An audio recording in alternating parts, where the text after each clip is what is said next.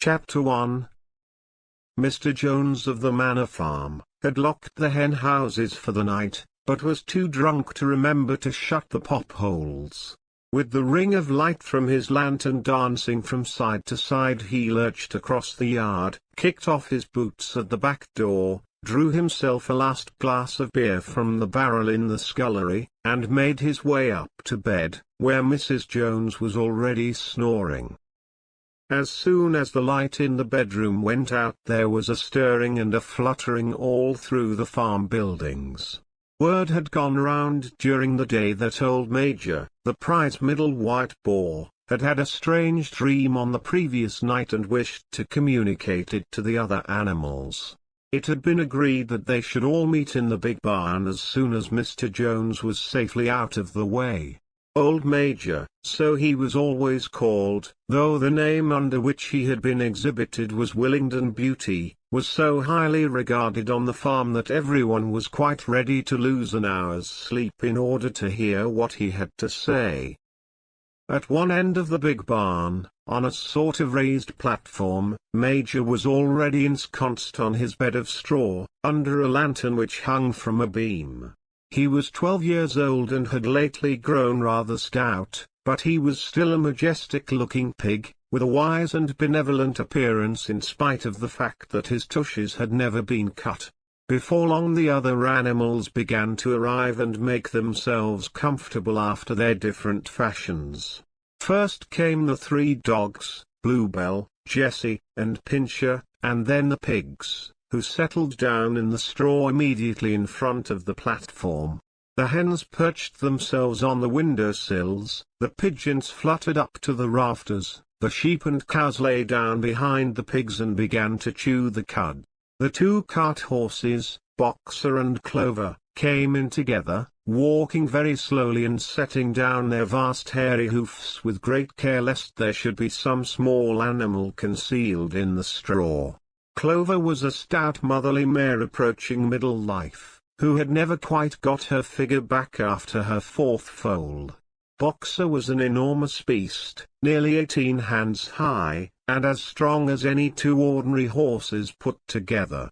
A white stripe down his nose gave him a somewhat stupid appearance, and in fact he was not of first-rate intelligence, but he was universally respected for his steadiness of character and tremendous powers of work. After the horses came Muriel, the white goat, and Benjamin the donkey. Benjamin was the oldest animal on the farm, and the worst-tempered. He seldom talked, and when he did it was usually to make some cynical remark. For instance, he would say that God had given him a tail to keep the flies off, but that he would sooner have had no tail and no flies. Alone among the animals on the farm he never laughed. If asked why, he would say that he saw nothing to laugh at.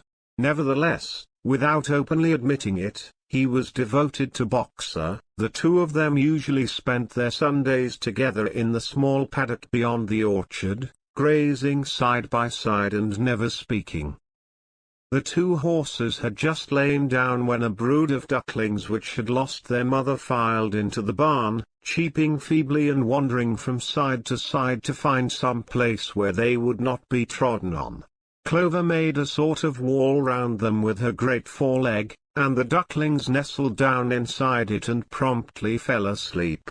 At the last moment Molly, the foolish, pretty white mare who drew Mr. Jones's trap, came mincing daintily in, chewing at a lump of sugar.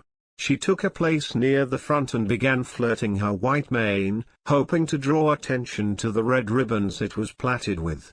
Last of all came the cat, who looked round, as usual, for the warmest place, and finally squeezed herself in between Boxer and Clover. There she purred contentedly throughout Major's speech without listening to a word of what he was saying.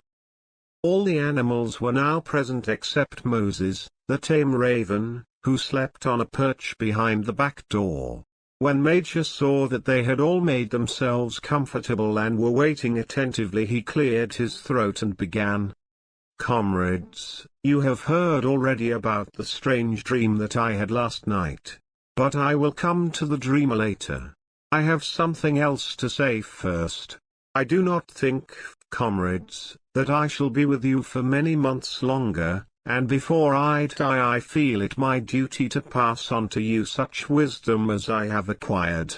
I have had a long life, I have had much time for thought as I lay alone in my stall, and I think I may say that I understand the nature of life on this earth as well as any animal now living. It is about this that I wish to speak to you. Now, comrades, what is the nature of this life of ours? Let us face it, our lives are miserable, laborious and short. We are born, we are given just so much food as will keep the breath in our bodies, and those of us who are capable of it are forced to work to the last atom of our strength, and the very instant that our usefulness has come to an end we are slaughtered with hideous cruelty. No animal in England knows the meaning of happiness or leisure after he is a year old. No animal in England is free. The life of an animal is misery and slavery, that is the plain truth. But is this simply part of the order of nature? Is it because this land of ours is so poor that it cannot afford a decent life to those who dwell upon it? No, comrades, 1,000 times no. The soil of England is fertile, its climate is good, it is capable of affording food in abundance to an enormously greater number of animals than now inhabit it. This single farm of ours would support a dozen horses, 20 cows, hundreds of sheep, and all of them living in a comfort and a dignity that are now almost beyond our imagining. Why then do we continue in this miserable condition? Because nearly the whole of the produce of our labor is stolen from us by human beings. There, comrades, is the answer to all our problems. It is summed up in a single word, man. Man is the only real enemy we have. Remove man from the scene, and the root cause of hunger and overwork is abolished forever. Man is the only creature that consumes without producing. He does not give milk, he does not lay eggs, he is too weak to pull the plow, he cannot run fast enough to catch rabbits. Yet he is lord of all the animals. He sets them to work, he gives back to them the bare minimum that will prevent them from starving, and the rest he keeps for himself. Our labor tills the soil, our dung fertilizes it, and yet there is not one of us that owns more than his bare skin. You cows that I see before me, how many thousands of gallons of milk have you given during this last year? And what has happened to that milk which should have been breeding up sturdy calves? Every drop of it has gone down the throats of our enemies. And you hens, how many eggs have you laid in this last year, and how many of those eggs ever hatched into chickens? The rest have all gone to market to bring in money for Jones and his men. And you, Clover, where are those 4 foals you bore, who should have been the support and pleasure of your old age? Each was sold at a year old, you will never see one of them again.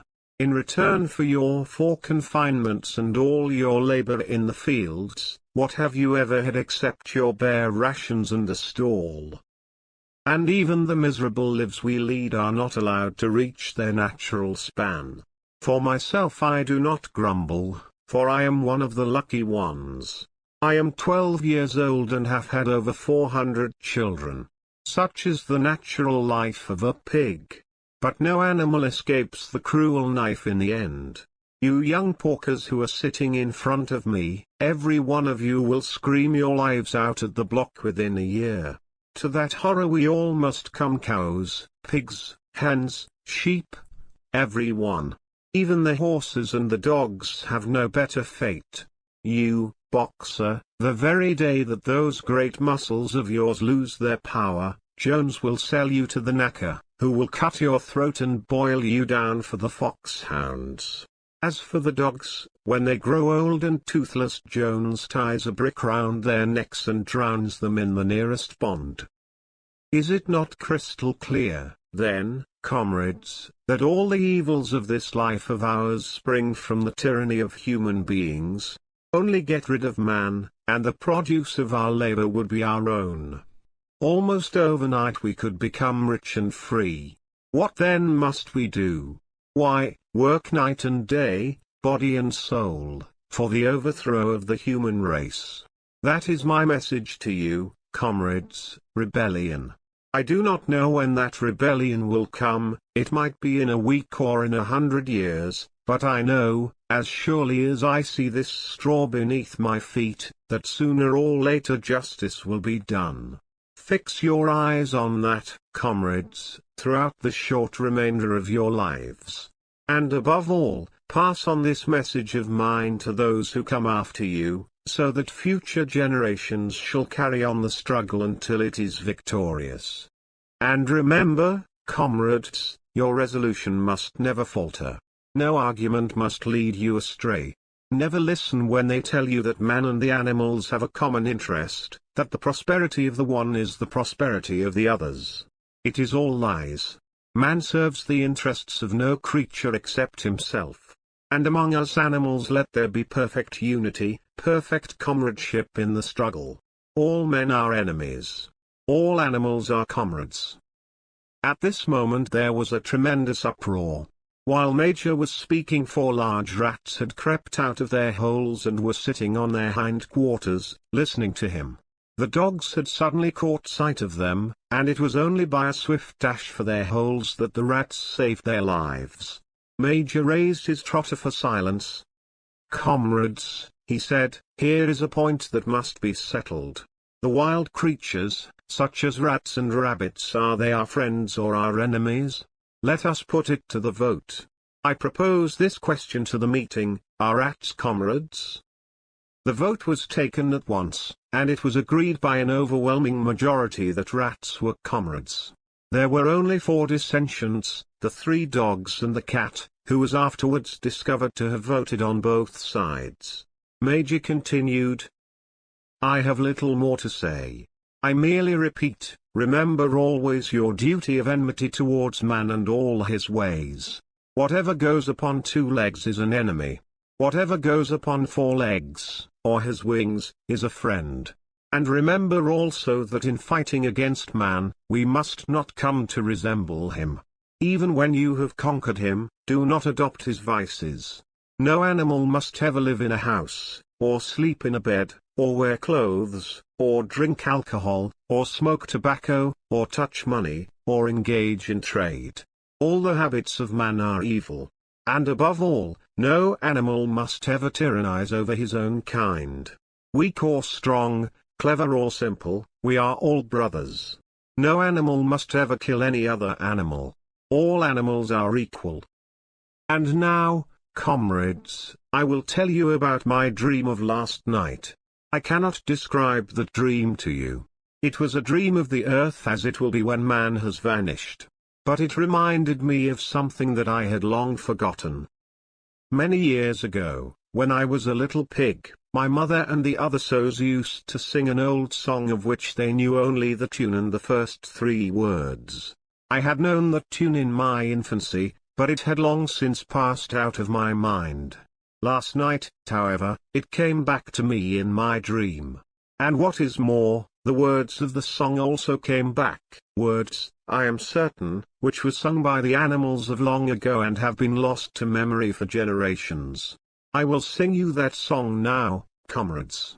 I am old and my voice is hoarse, but when I have taught you the tune you can sing it better for yourselves. It is called Beasts of England.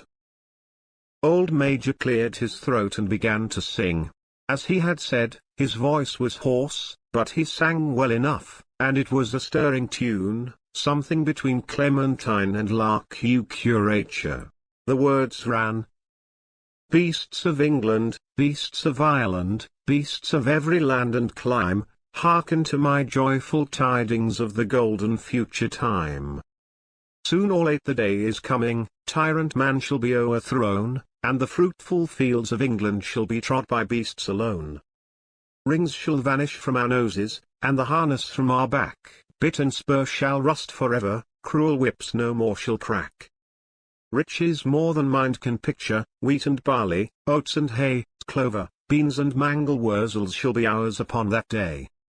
Bright will shine the fields of England, purer shall its waters be, sweeter yet shall blow its breezes on the day that sets us free.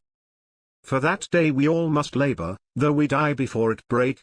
Cows and horses, geese and turkeys, all must toil for freedom's sake. Beasts of England, beasts of Ireland, beasts of every land and clime, hearken well and spread my tidings of the golden future time. The singing of this song threw the animals into the wildest excitement. Almost before Major had reached the end, they had begun singing it for themselves. Even the stupidest of them had already picked up the tune and a few of the words, and as for the clever ones, such as the pigs and dogs, they had the entire song by heart within a few minutes. And then, after a few preliminary tries, the whole farm burst out into Beasts of England in tremendous unison. The cows lowed it, the dogs whined it, the sheep bleated it, the horses whinnied it, the ducks quacked it. They were so delighted with the song that they sang it right through 5 times in succession, and might have continued singing it all night if they had not been interrupted. Unfortunately, the uproar awoke Mr. Jones, who sprang out of bed, making sure that there was a fox in the yard. He seized the gun which always stood in a corner of his bedroom, and let fly a charge of number shot into the darkness. The pellets buried themselves in the wall of the barn and the meeting broke up hurriedly. Everyone fled to his own sleeping place. The birds jumped onto their perches, the animals settled down in the straw, and the whole farm was asleep in a moment.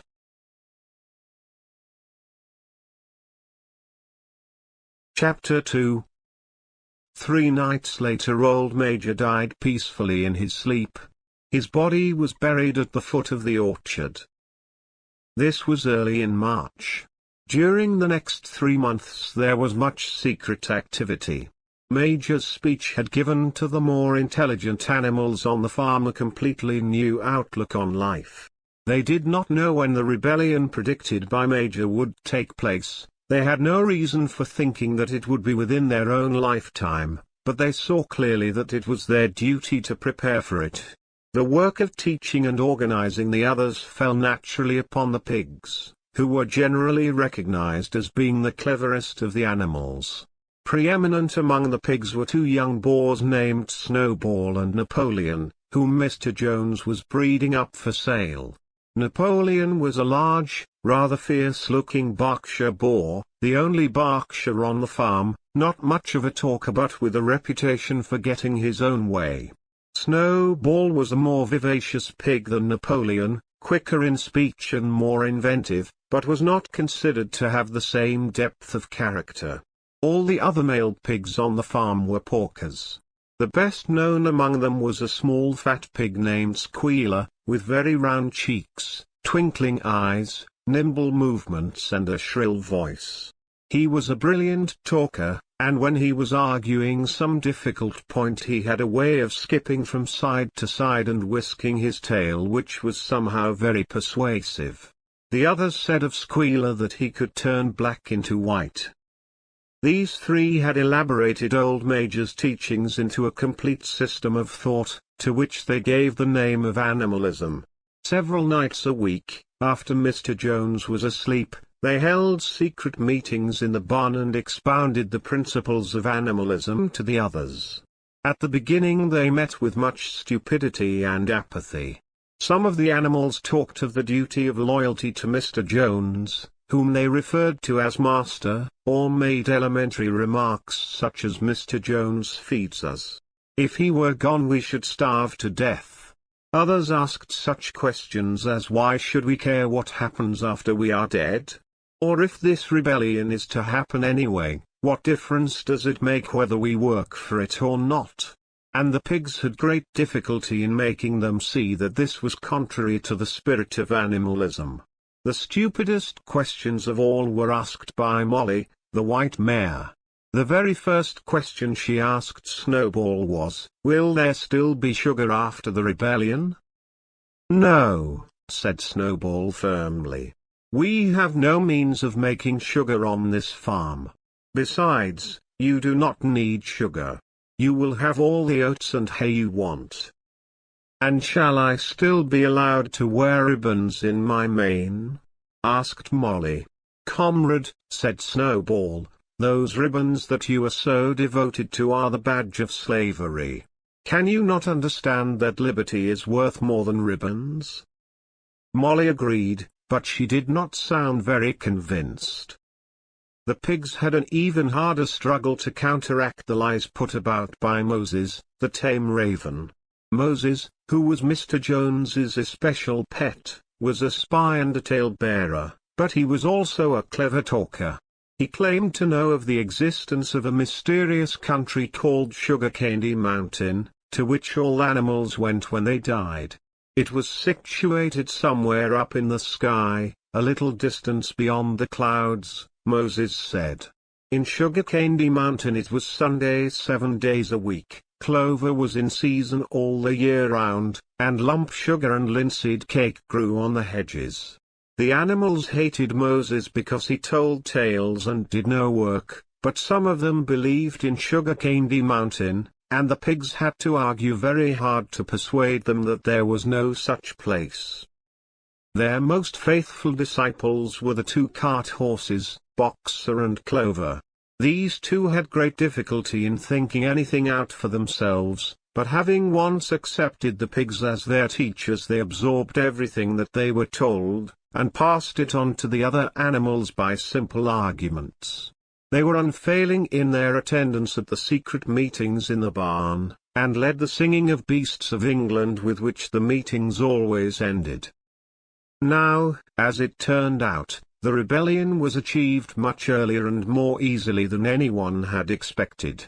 In past years Mr. Jones, although a hard master, had been a capable farmer, but of late he had fallen on evil days. He had become much disheartened after losing money in a lawsuit, and had taken to drinking more than was good for him. For whole days at a time he would lounge in his Windsor chair in the kitchen, reading the newspapers, drinking, and occasionally feeding Moses on crusts of bread soaked in beer. His men were idle and dishonest, the fields were full of weeds, the buildings wanted roofing, the hedges were neglected and the animals were underfed. June came and the hay was almost ready for cutting. On Midsummer's Eve, which was a Saturday, Mr. Jones went into Willingdon and got so drunk at the Red Lion that he did not come back till midday on Sunday. The men had milked the cows in the early morning and then had gone out rabbiting, without bothering to feed the animals. When Mr. Jones got back he immediately went to sleep on the drawing-room sofa with the news of the world over his face, so that when evening came the animals were still unfed. At last they could stand it no longer. One of the cows broke in the door of the store shed with her horn and all the animals began to help themselves from the bins. It was just then that Mr. Jones woke up. The next moment he and his 4 men were in the store shed with whips in their hands, lashing out in all directions. This was more than the hungry animals could bear. With one accord, though nothing of the kind had been planned beforehand, they flung themselves upon their tormentors. Jones and his men suddenly found themselves being butted and kicked from all sides. The situation was quite out of their control. They had never seen animals behave like this before, and this sudden uprising of creatures whom they were used to thrashing and maltreating just as they chose, frightened them almost out of their wits. After only a moment or two they gave up trying to defend themselves and took to their heels. A minute later all 5 of them were in full flight down the cart track that led to the main road, with the animals pursuing them in triumph. Mrs. Jones looked out of the bedroom window, saw what was happening, hurriedly flung a few possessions into a carpet bag and slipped out of the farm by another way. Moses sprang off his perch and flapped after her, croaking loudly. Meanwhile the animals had chased Jones and his men out onto the road and slammed the 5-barred gate behind them. And so, almost before they knew what was happening, the rebellion had been successfully carried through, Jones was expelled, and the manor farm was theirs. For the first few minutes the animals could hardly believe in their good fortune. Their first act was to gallop in a body right round the boundaries of the farm, as though to make quite sure that no human being was hiding anywhere upon it. Then they raced back to the farm buildings to wipe out the last traces of Jones's hated reign.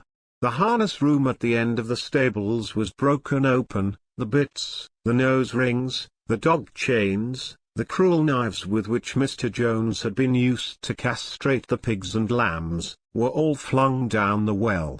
The reins, the halters, the blinkers, the degrading nose bags, were thrown onto the rubbish fire which was burning in the yard. So were the whips.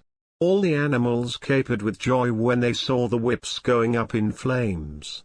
Snowball also threw onto the fire the ribbons with which the horses' manes and tails had usually been decorated on market days. Ribbons, he said, should be considered as clothes, which are the mark of a human being. All animals should go naked. When Boxer heard this, he fetched the small straw hat which he wore in summer to keep the flies out of his ears, and flung it onto the fire with the rest. In a very little while the animals had destroyed everything that reminded them of Mr. Jones. Napoleon then led them back to the store shed and served out a double ration of corn to everybody, with 2 biscuits for each dog. Then they sang Beasts of England from end to end 7 times running, and after that they settled down for the night and slept as they had never slept before. But they woke at dawn as usual, and suddenly remembering the glorious thing that had happened, they all raced out into the pasture together. A little way down the pasture there was a knoll that commanded a view of most of the farm. The animals rushed to the top of it and gazed round them in the clear morning light. Yes, it was theirs. Everything that they could see was theirs. In the ecstasy of that thought they gamboled round and round, they hurled themselves into the air in great leaps of excitement. They rolled in the dew, they cropped mouthfuls of the sweet summer grass, they kicked up clods of the black earth and snuffed its rich scent. Then they made a tour of inspection of the whole farm and surveyed with speechless admiration the ploughland, the hayfield, the orchard, the pool, the spinney. It was as though they had never seen these things before, and even now they could hardly believe that it was all their own. Then they filed back to the farm buildings and halted in silence outside the door of the farmhouse. That was theirs too, but they were frightened to go inside. After a moment, however, Snowball and Napoleon butted the door open with their shoulders and the animals entered in single file, walking with the utmost care for fear of disturbing anything. They tiptoed from room to room, afraid to speak above a whisper and gazing with a kind of awe at the unbelievable luxury, at the beds with their feather mattresses, the looking-glasses, the horsehair sofa, the Brussels carpet, the lithograph of Queen Victoria over the drawing-room mantelpiece. They were just coming down the stairs when Molly was discovered to be missing. Going back, the others found that she had remained behind in the best bedroom. She had taken a piece of blue ribbon from Mrs. Jones's dressing table, and was holding it against her shoulder and admiring herself in the glass in a very foolish manner. The others reproached her sharply, and they went outside. Some hams hanging in the kitchen were taken out for burial, and the barrel of beer in the scullery was stove in with a kick from Boxer's hoof. Otherwise nothing in the house was touched. A unanimous resolution was passed on the spot that the farmhouse should be preserved as a museum. All were agreed that no animal must ever live there. The animals had their breakfast, and then Snowball and Napoleon called them together again. "Comrades," said Snowball, "it is 6:30 and we have a long day before us. Today we begin the hay harvest.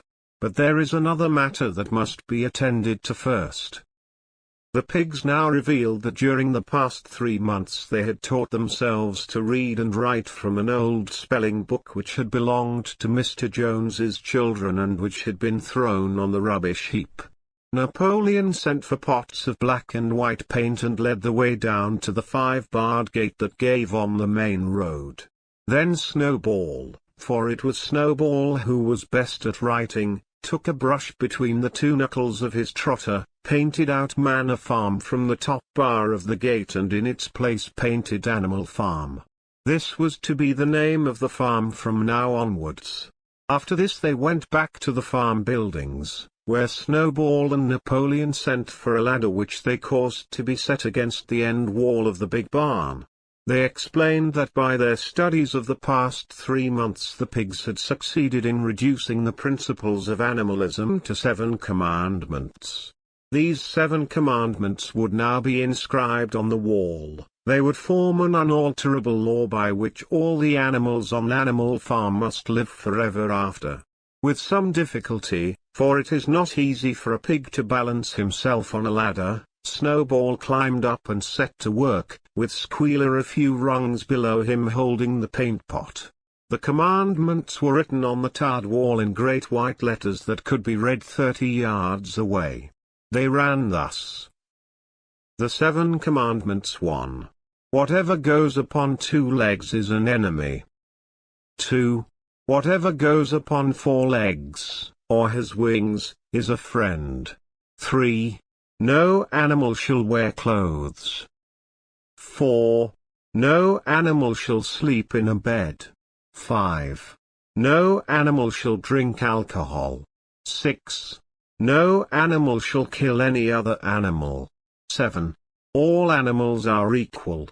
It was very neatly written, and except that friend was written frind and one of the S's was the wrong way round, the spelling was correct all the way through. Snowball read it aloud for the benefit of the others. All the animals nodded in complete agreement, and the cleverer ones at once began to learn the commandments by heart. Now, comrades, cried Snowball, throwing down the paint-brush, to the hayfield. Let us make it a point of honor to get in the harvest more quickly than Jones and his men could do. But at this moment the 3 cows, who had seemed uneasy for some time past, set up a loud lowing. They had not been milked for 24 hours, and their udders were almost bursting. After a little thought the pigs sent for buckets and milked the cows fairly successfully, their trotters being well adapted to this task. Soon there were 5 buckets of frothing creamy milk at which many of the animals looked with considerable interest. "What is going to happen to all that milk?" said someone. "Jones used sometimes to mix some of it in our mash," said one of the hens. "Never mind the milk, comrades," cried Napoleon, placing himself in front of the buckets. "That will be attended to.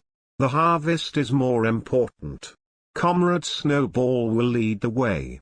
I shall follow in a few minutes. Forward, comrades.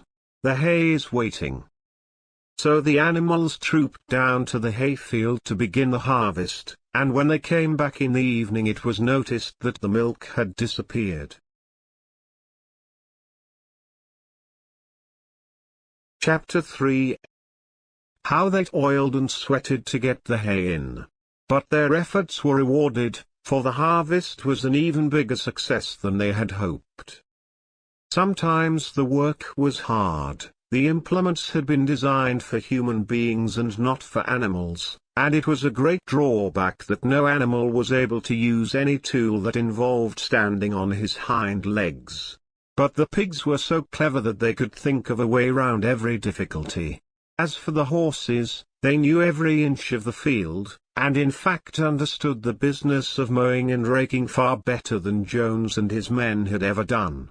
The pigs did not actually work, but directed and supervised the others. With their superior knowledge it was natural that they should assume the leadership. Boxer and Clover would harness themselves to the cutter or the horse rake, no bits or reins were needed in these days, of course, and tramp steadily round and round the field with a pig walking behind and calling out "Gee up, comrade!" or "Woe back, comrade!" as the case might be.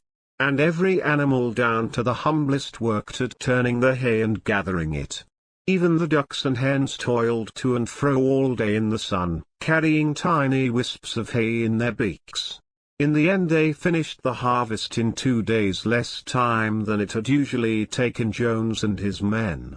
Moreover, it was the biggest harvest that the farm had ever seen. There was no wastage whatever. The hens and ducks with their sharp eyes had gathered up the very last stalk. And not an animal on the farm had stolen so much as a mouthful.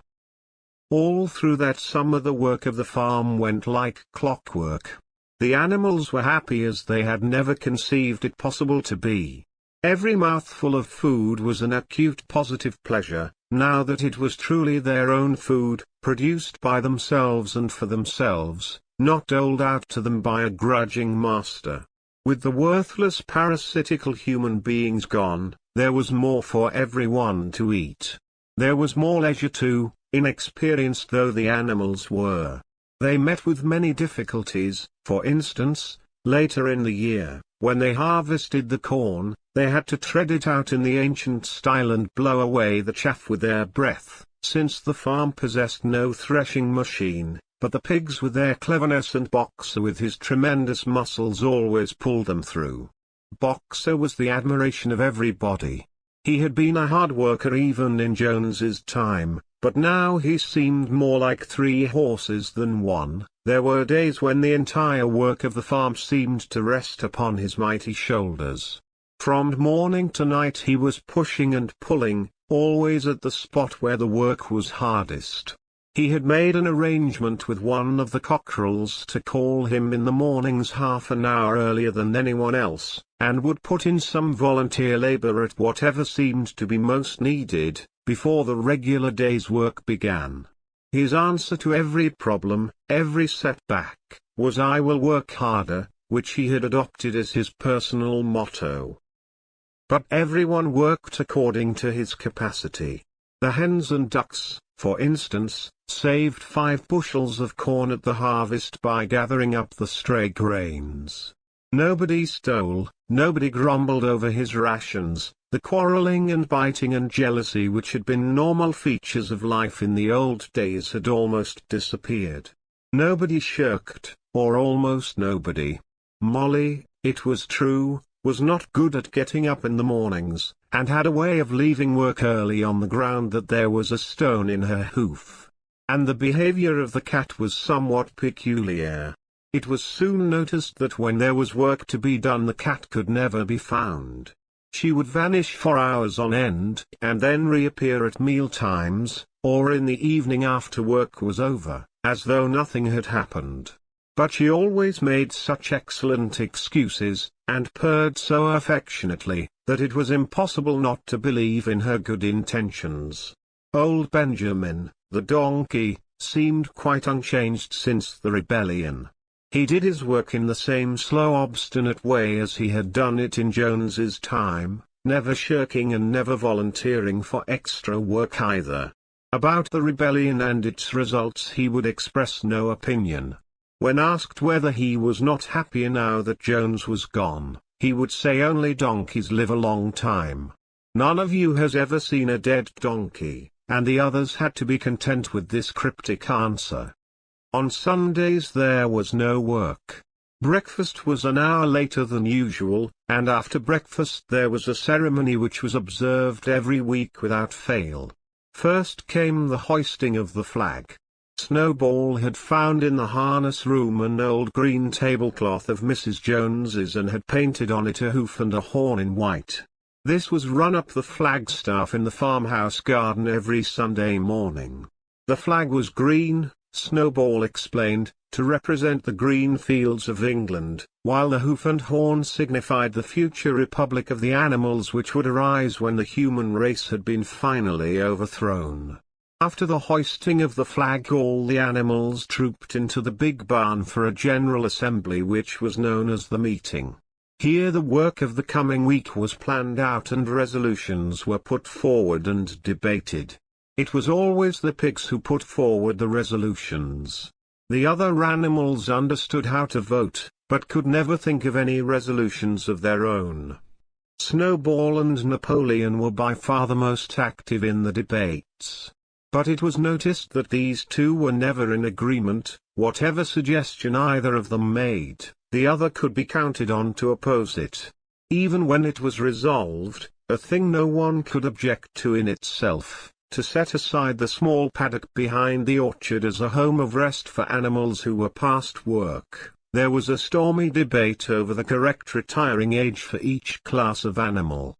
The meeting always ended with the singing of Beasts of England, and the afternoon was given up to recreation. The pigs had set aside the harness room as a headquarters for themselves. Here, in the evenings, they studied blacksmithing, carpentering and other necessary arts from books which they had brought out of the farmhouse. Snowball also busied himself with organizing the other animals into what he called animal committees. He was indefatigable at this. He formed the Egg Production Committee for the hens, the Clean Tails League for the cows, the Wild Comrades Re-Education Committee. The object of this was to tame the rats and rabbits, the Whiter Wool Movement for the sheep, and various others, besides instituting classes in reading and writing. On the whole, these projects were a failure. The attempt to tame the wild creatures, for instance, broke down almost immediately. They continued to behave very much as before, and when treated with generosity simply took advantage of it. The cat joined the Re-Education Committee and was very active in it for some days. She was seen one day sitting on a roof and talking to some sparrows who were just out of her reach. She was telling them that all animals were now comrades and that any sparrow who chose could come and perch on her paw, but the sparrows kept their distance. The reading and writing classes, however, were a great success. By the autumn almost every animal on the farm was literate in some degree. As for the pigs, they could already read and write perfectly. The dogs learned to read fairly well, but were not interested in reading anything except the 7 Commandments.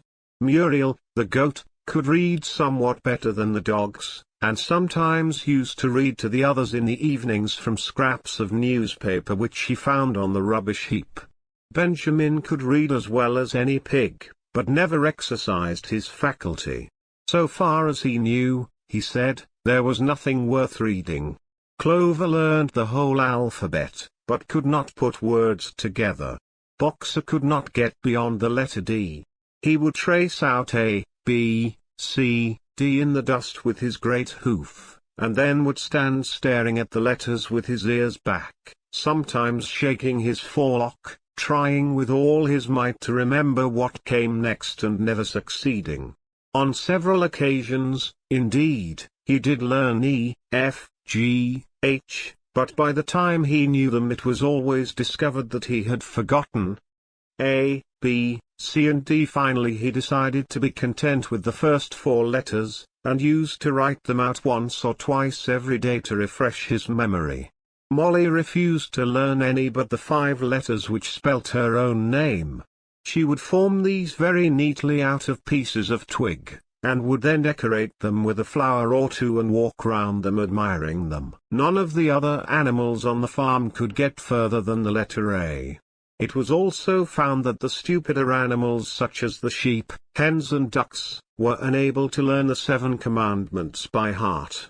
After much thought Snowball declared that the 7 Commandments could in effect be reduced to a single maxim, namely, 4 legs good, 2 legs bad.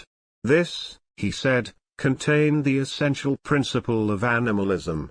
Whoever had thoroughly grasped it would be safe from human influences. The birds at first objected, since it seemed to them that they also had 2 legs, but Snowball proved to them that this was not so. A bird's wing, comrades, he said, is an organ of propulsion and not of manipulation. It should therefore be regarded as a leg. The distinguishing mark of man is the hand, the instrument with which he does all his mischief. The birds did not understand Snowball's long words, but they accepted his explanation, and all the humbler animals set to work to learn the new maxim by heart. 4 legs good, 2 legs bad. was inscribed on the end wall of the barn, above the 7 commandments and in bigger letters. When they had once got it by heart, the sheep developed a great liking for this maxim, and often as they lay in the field they would all start bleating, 4 legs good, 2 legs bad. 4 legs good, 2 legs bad.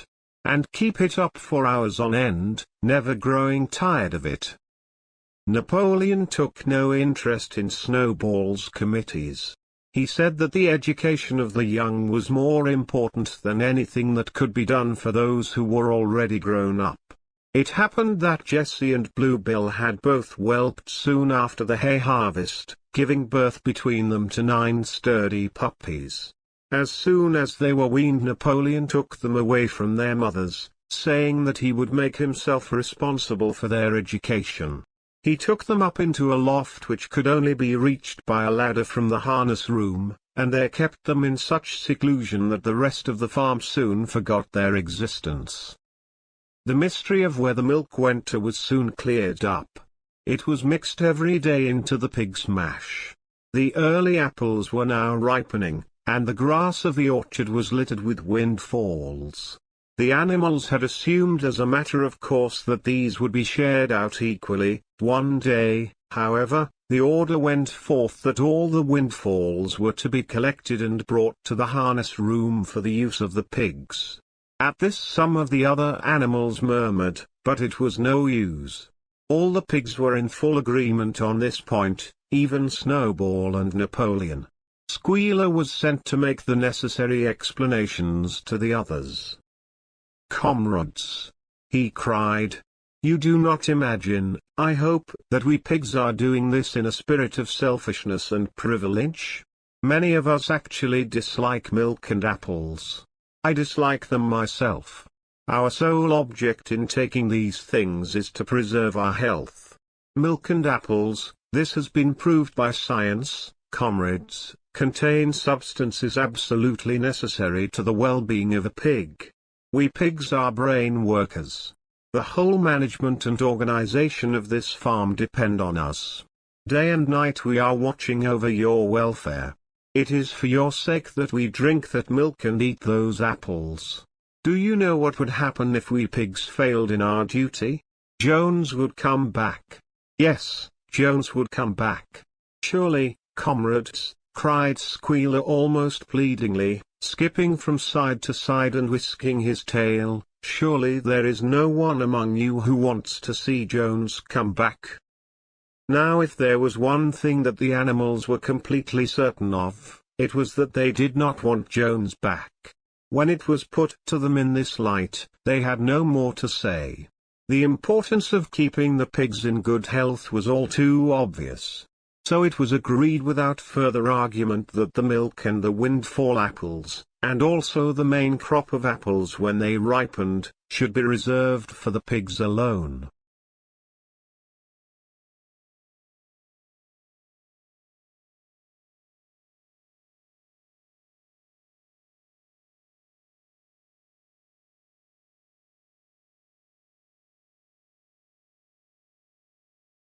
Chapter 4. By the late summer the news of what had happened on Animal Farm had spread across half the county. Every day Snowball and Napoleon sent out flights of pigeons whose instructions were to mingle with the animals on neighboring farms, tell them the story of the rebellion, and teach them the tune of Beasts of England. Most of this time Mr. Jones had spent sitting in the taproom of the Red Lion at Willingdon, complaining to anyone who would listen of the monstrous injustice he had suffered in being turned out of his property by a pack of good-for-nothing animals. The other farmers sympathized in principle, but they did not at first give him much help. At heart, each of them was secretly wondering whether he could not somehow turn Jones's misfortune to his own advantage. It was lucky that the owners of the 2 farms which adjoined Animal Farm were on permanently bad terms. One of them, which was named Foxwood, was a large, neglected, old-fashioned farm, much overgrown by woodland, with all its pastures worn out and its hedges in a disgraceful condition. Its owner, Mr. Pilkington was an easy-going gentleman farmer who spent most of his time in fishing or hunting according to the season. The other farm, which was called Pinchfield, was smaller and better kept. Its owner was a Mr. Frederick, a tough, shrewd man, perpetually involved in lawsuits and with a name for driving hard bargains. These two disliked each other so much that it was difficult for them to come to any agreement, even in defense of their own interests. Nevertheless, they were both thoroughly frightened by the rebellion on Animal Farm, and very anxious to prevent their own animals from learning too much about it. At first they pretended to laugh to scorn the idea of animals managing a farm for themselves. The whole thing would be over in a fortnight, they said. They put it about that the animals on the manor farm, they insisted on calling it the manor farm, they would not tolerate the name Animal Farm, were perpetually fighting among themselves and were also rapidly starving to death. When time passed and the animals had evidently not starved to death, Frederick and Pilkington changed their tune and began to talk of the terrible wickedness that now flourished on Animal Farm. It was given out that the animals there practiced cannibalism, tortured one another with red-hot horseshoes and had their females in common.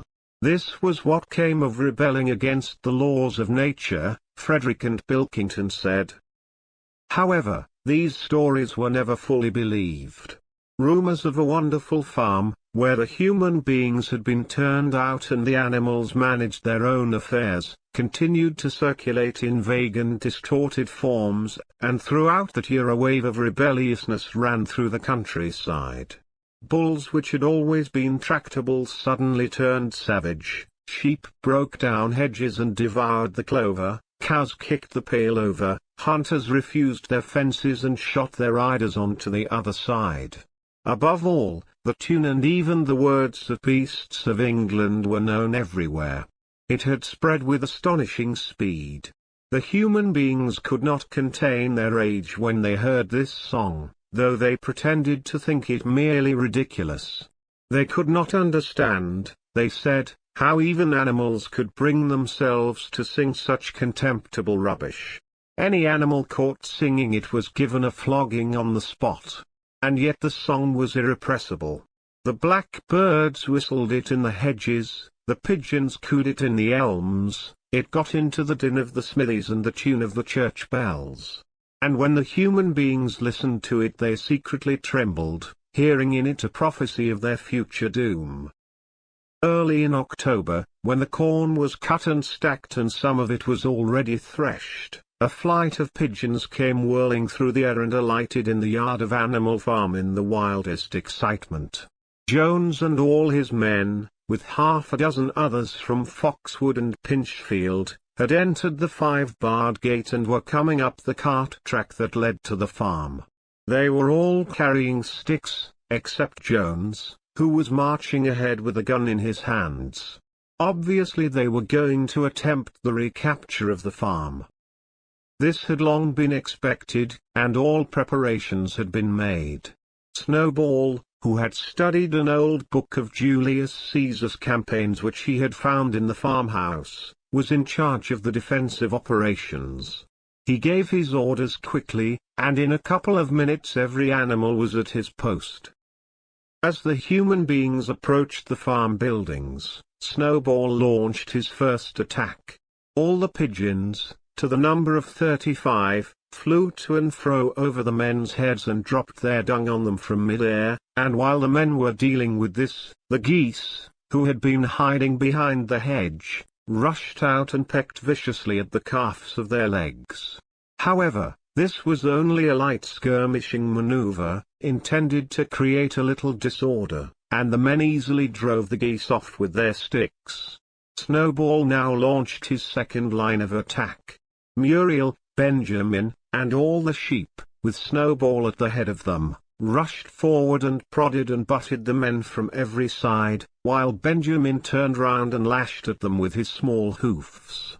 But once again the men, with their sticks and their hobnailed boots, were too strong for them, and suddenly, at a squeal from Snowball, which was the signal for retreat, all the animals turned and fled through the gateway into the yard. The men gave a shout of triumph. They saw, as they imagined, their enemies in flight, and they rushed after them in disorder. This was just what Snowball had intended. As soon as they were well inside the yard, the 3 horses, the 3 cows and the rest of the pigs, who had been lying in ambush in the cowshed, suddenly emerged in their rear, cutting them off. Snowball now gave the signal for the charge. He himself dashed straight for Jones. Jones saw him coming, raised his gun and fired. The pellets scored bloody streaks along Snowball's back, and a sheep dropped dead. Without halting for an instant, Snowball flung his 15-stone against Jones's legs. Jones was hurled into a pile of dung and his gun flew out of his hands.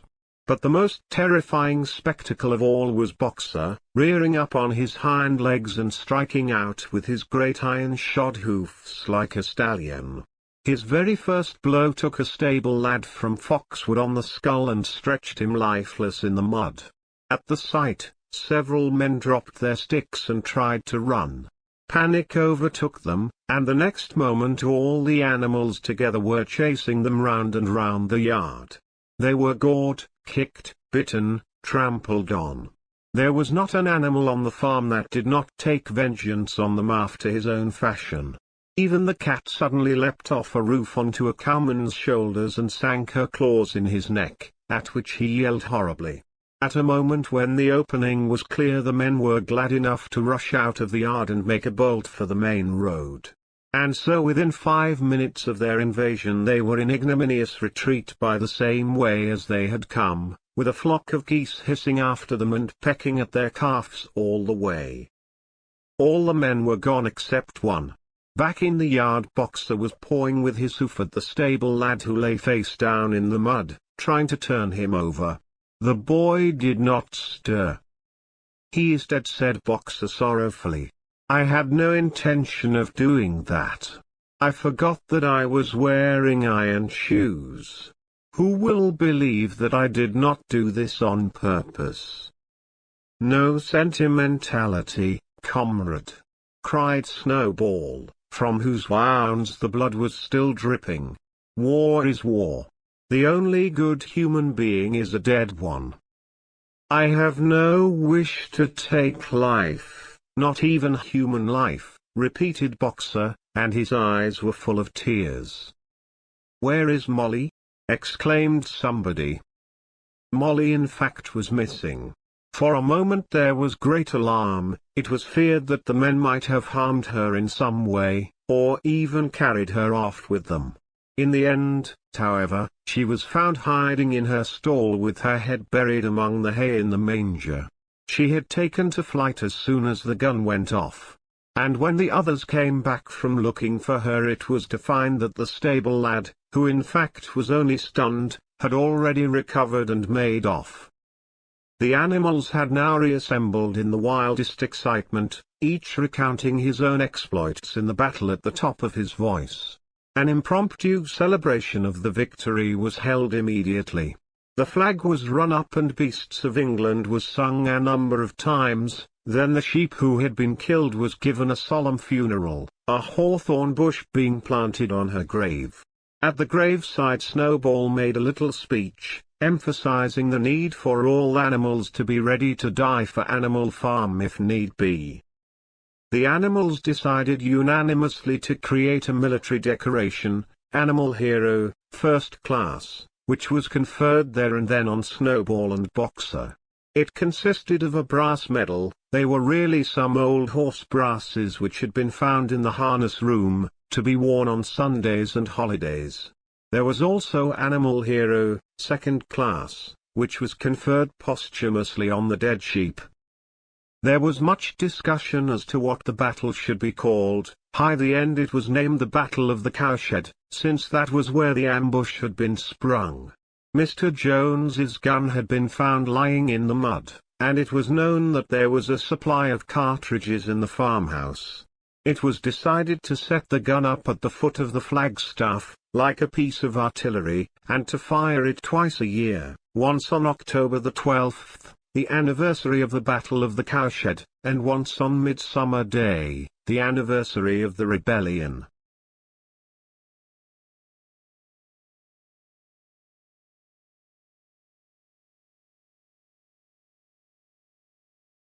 Chapter 5. As winter drew on, Molly became more and more troublesome. She was late for work every morning and excused herself by saying that she had overslept, and she complained of mysterious pains, although her appetite was excellent. On every kind of pretext she would run away from work and go to the drinking pool, where she would stand foolishly gazing at her own reflection in the water. But there were also rumors of something more serious. One day as Molly strolled blithely into the yard, flirting her long tail and chewing at a stalk of hay, Clover took her aside. "Molly," she said, "I have something very serious to say to you. This morning I saw you looking over the hedge that divides Animal Farm from Foxwood. One of Mr. Pilkington's men was standing on the other side of the hedge. And, I was a long way away, but I am almost certain I saw this. He was talking to you and you were allowing him to stroke your nose. What does that mean, Molly?" "He didn't. I wasn't. It isn't true," cried Molly, beginning to prance about and paw the ground. "Molly, look me in the face. Do you give me your word of honor that that man was not stroking your nose?" "It isn't true," repeated Molly, but she could not look Clover in the face, and the next moment she took to her heels and galloped away into the field. A thought struck Clover. Without saying anything to the others, she went to Molly's stall and turned over the straw with her hoof. Hidden under the straw was a little pile of lump sugar and several bunches of ribbon of different colors. 3 days later Molly disappeared. For some weeks nothing was known of her whereabouts. Then the pigeons reported that they had seen her on the other side of Willingdon. She was between the shafts of a smart dog cart painted red and black, which was standing outside a public house. A fat red-faced man in check breeches and gaiters, who looked like a publican, was stroking her nose and feeding her with sugar. Her coat was newly clipped and she wore a scarlet ribbon round her forelock. She appeared to be enjoying herself, so the pigeons said. None of the animals ever mentioned Molly again.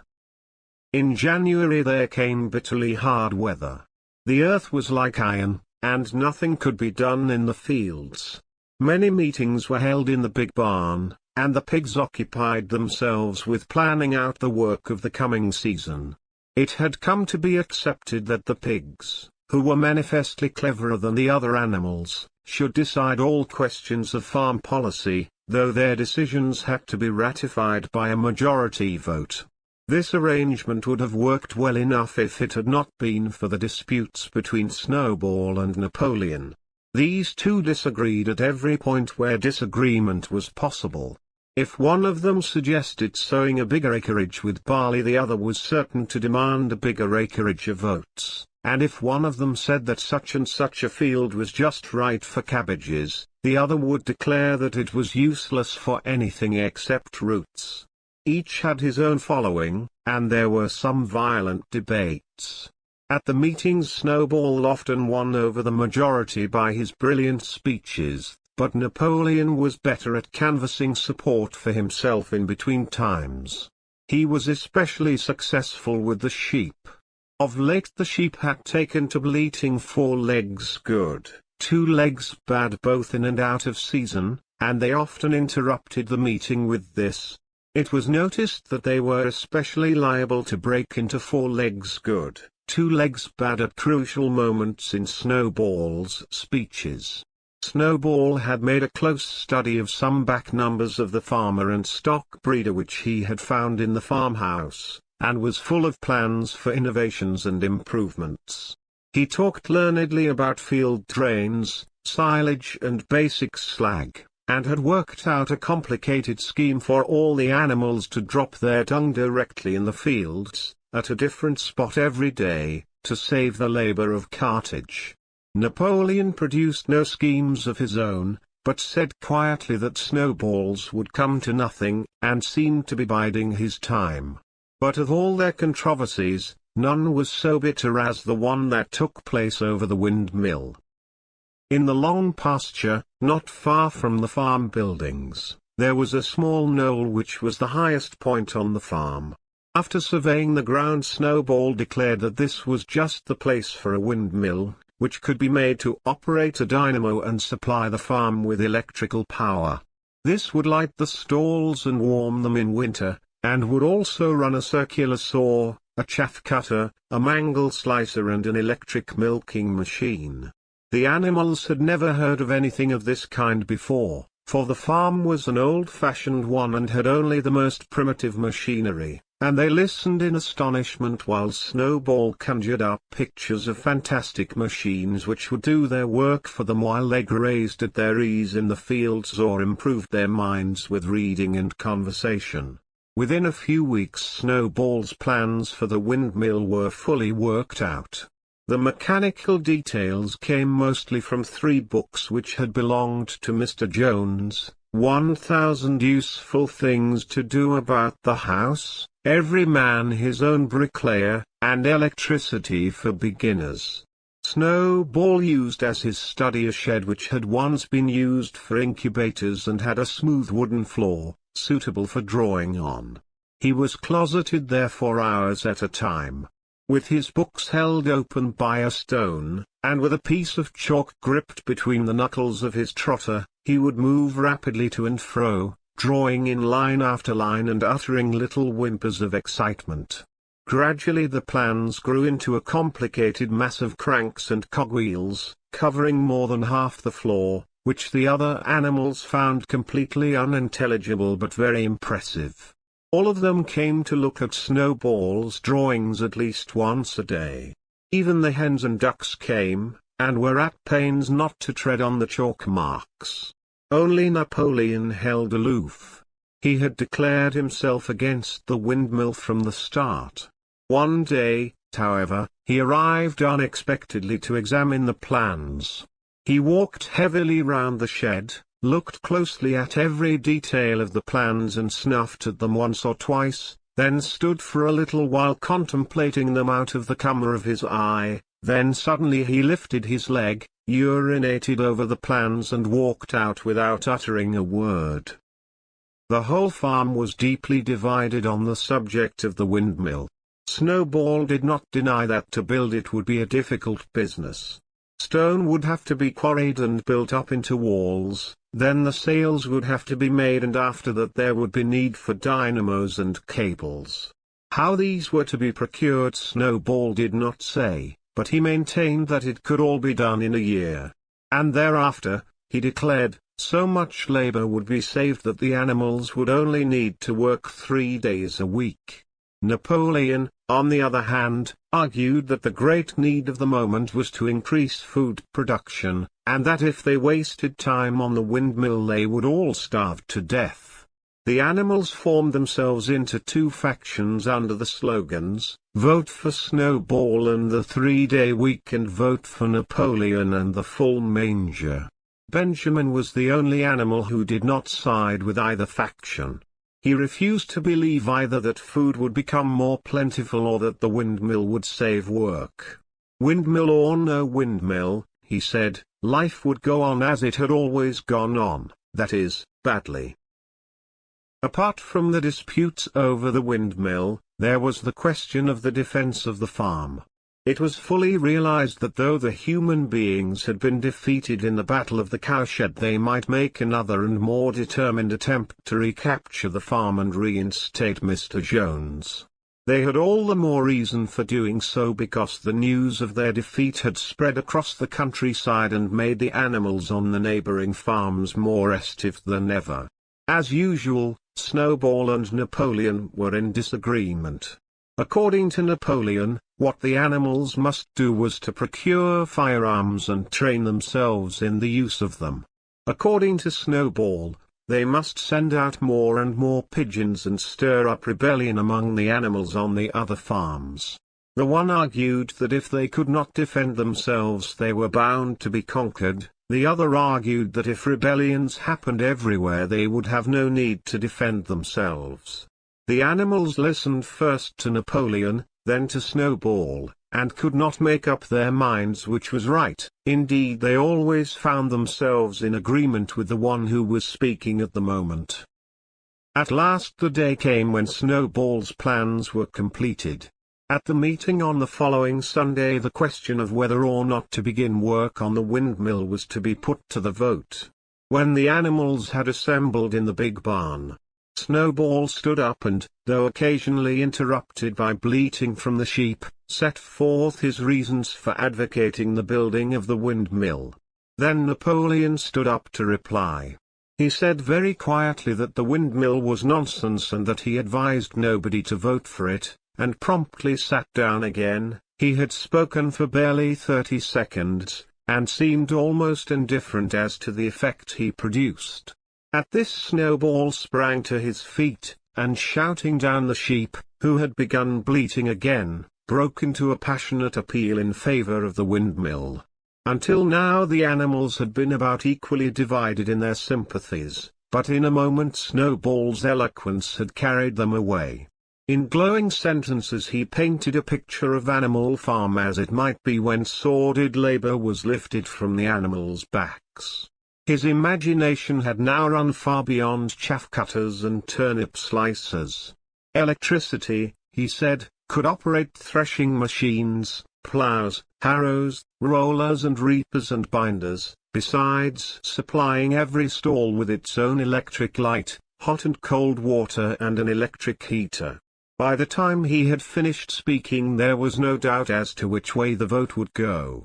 But just at this moment Napoleon stood up and, casting a peculiar sidelong look at Snowball, uttered a high-pitched whimper of a kind no one had ever heard him utter before. At this there was a terrible baying sound outside, and 9 enormous dogs wearing brass-studded collars came bounding into the barn. They dashed straight for Snowball, who only sprang from his place just in time to escape their snapping jaws. In a moment he was out of the door and they were after him. Too amazed and frightened to speak, all the animals crowded through the door to watch the chase. Snowball was racing across the long pasture that led to the road. He was running as only a pig can run, but the dogs were close on his heels. Suddenly he slipped and it seemed certain that they had him. Then he was up again, running faster than ever, then the dogs were gaining on him again. One of them all but closed his jaws on Snowball's tail, but Snowball whisked it free just in time. Then he put on an extra spurt and, with a few inches to spare, slipped through a hole in the hedge and was seen no more. Silent and terrified, the animals crept back into the barn. In a moment the dogs came bounding back. At first no one had been able to imagine where these creatures came from, but the problem was soon solved. They were the puppies whom Napoleon had taken away from their mothers and reared privately. Though not yet full-grown they were huge dogs, and as fierce-looking as wolves. They kept close to Napoleon. It was noticed that they wagged their tails to him in the same way as the other dogs had been used to do to Mr. Jones. Napoleon, with the dogs following him, now mounted onto the raised portion of the floor where Major had previously stood to deliver his speech. He announced that from now on the Sunday morning meetings would come to an end. They were unnecessary, he said, and wasted time. In future all questions relating to the working of the farm would be settled by a special committee of pigs, presided over by himself. These would meet in private and afterwards communicate their decisions to the others. The animals would still assemble on Sunday mornings to salute the flag, sing Beasts of England and receive their orders for the week, but there would be no more debates. In spite of the shock that Snowball's expulsion had given them, the animals were dismayed by this announcement. Several of them would have protested if they could have found the right arguments. Even Boxer was vaguely troubled. He set his ears back, shook his forelock several times, and tried hard to marshal his thoughts, but in the end he could not think of anything to say.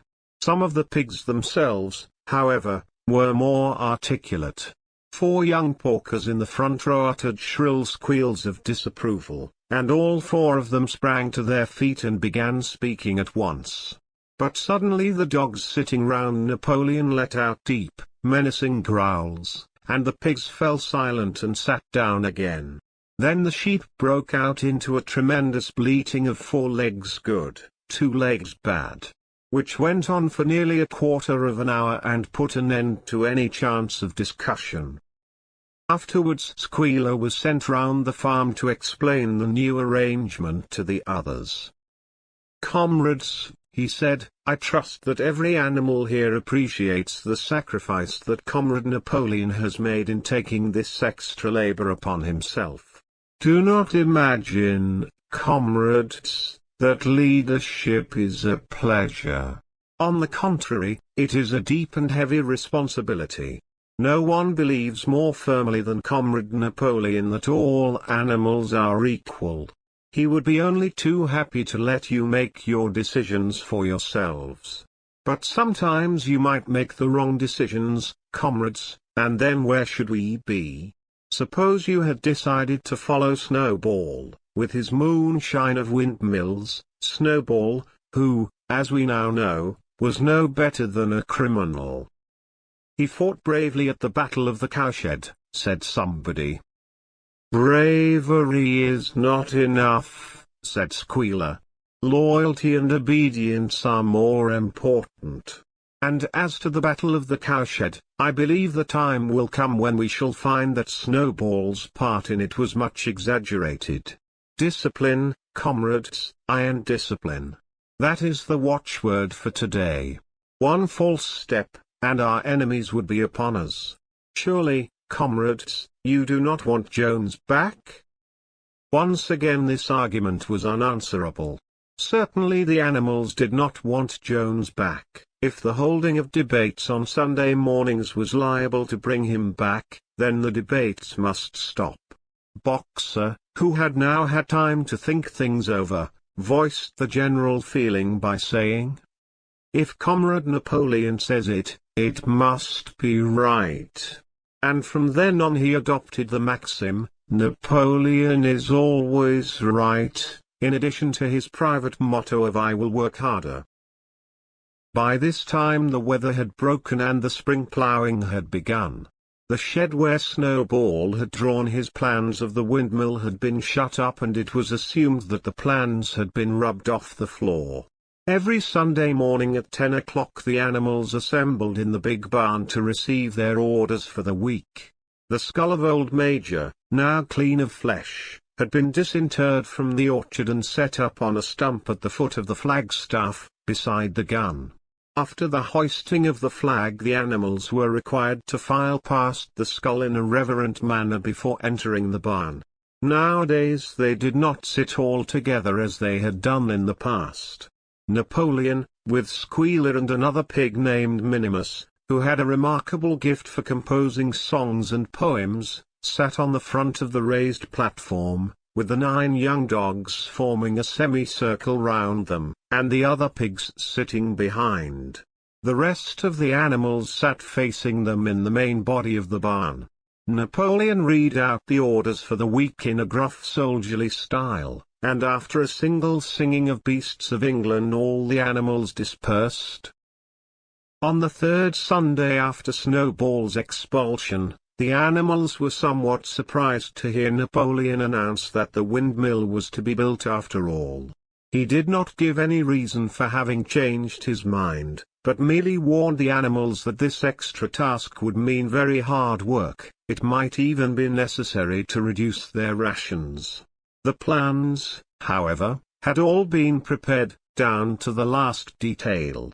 A special committee of pigs had been at work upon them for the past 3 weeks. The building of the windmill, with various other improvements, was expected to take 2 years. That evening Squealer explained privately to the other animals that Napoleon had never in reality been opposed to the windmill. On the contrary, it was he who had advocated it in the beginning, and the plan which Snowball had drawn on the floor of the incubator shed had actually been stolen from among Napoleon's papers.